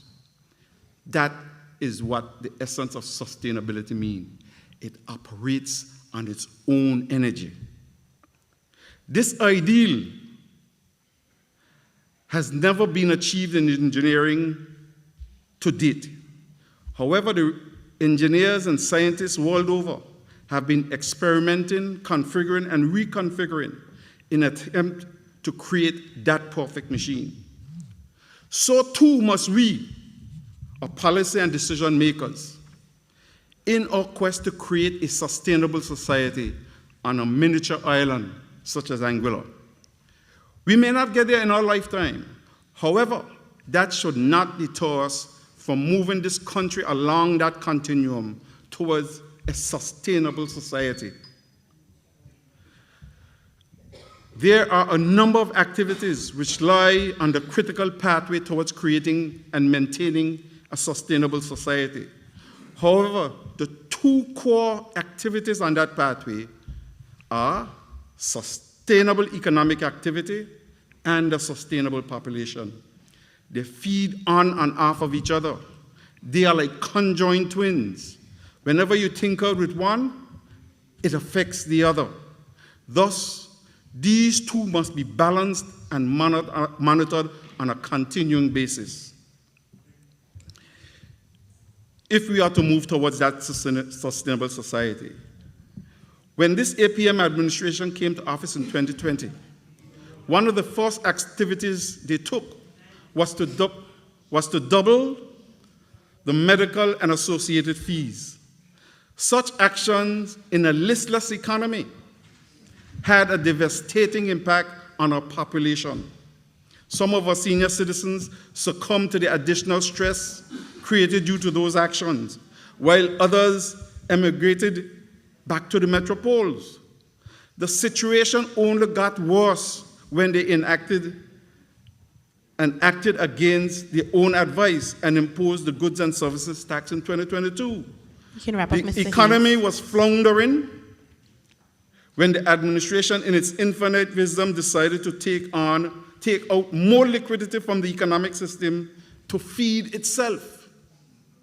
Those actions sent the economy into a tailspin, resulting in more disaffected persons who subsequently opt out and Thank you, left. Mr. Hughes. All right.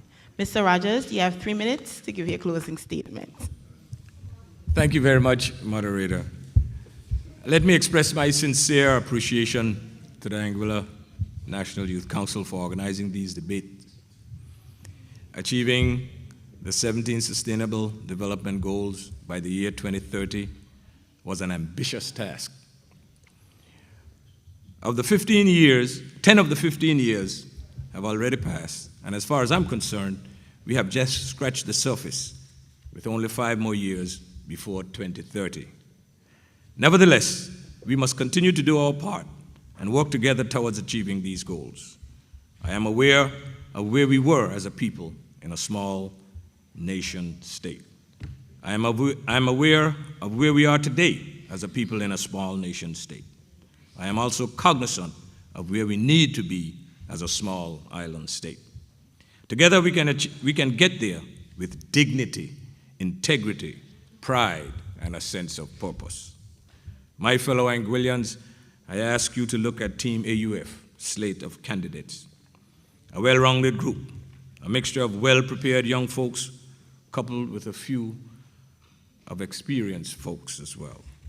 We have small business owners, agriculturalists, folks with international training, folks who are sports enthusiasts, youth and culture experience, healthcare workers, and digital transformation specialists, and proven leadership. A team that prioritizes putting people first. A team that will respect you, the people of Anguilla. A team that will not attack you with cheers and promise to kill and bury you in 24 hours. You have an honorable team that will serve in the best interests of all Anguillians. My fellow Anguillians, our mothers are dear to our hearts, for they are the ones that nurture us from inception through birth. We depend upon them throughout our lives. We are and will always be our mother's children. In Anguilla, the time has come for us to elect a woman, a mother, a leader who will lead this beloved nation. A leader who will not, on February 27th, go down alone to the governor to be sworn in. All of her team will be around her and her supporters. This cannot be accomplished without your support and vote. Therefore, I am urging you, the people of Anguilla, to go out on election day and vote for the Anguilla United Front. All 5 votes for the beacon. Good night, God bless you, and may God continue to bless Anguilla.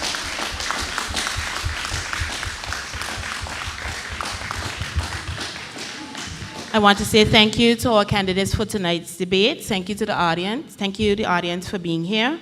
I want to remind you of our political leaders debate tomorrow, starting at 7 p.m. We will be collecting a small fee at the door, $5 US, but of course it'll be viewed you can view it online, free of charge. But come out, support your leaders, $5 US. Thank you again, and have a safe drive home. It's also free for all youths, 35 and under. 35 and under. Thank you. Have a safe drive home. But moderator is wrong. She introduced additional information. She introduced additional information that should be rebutted. If she introduced additional new information, that should be rebutted. That's why I'm not a debater, because of the time constraint. Let me You tell have you. 1 minute. Let me talk to them. Let me talk to them. You know what I'm saying?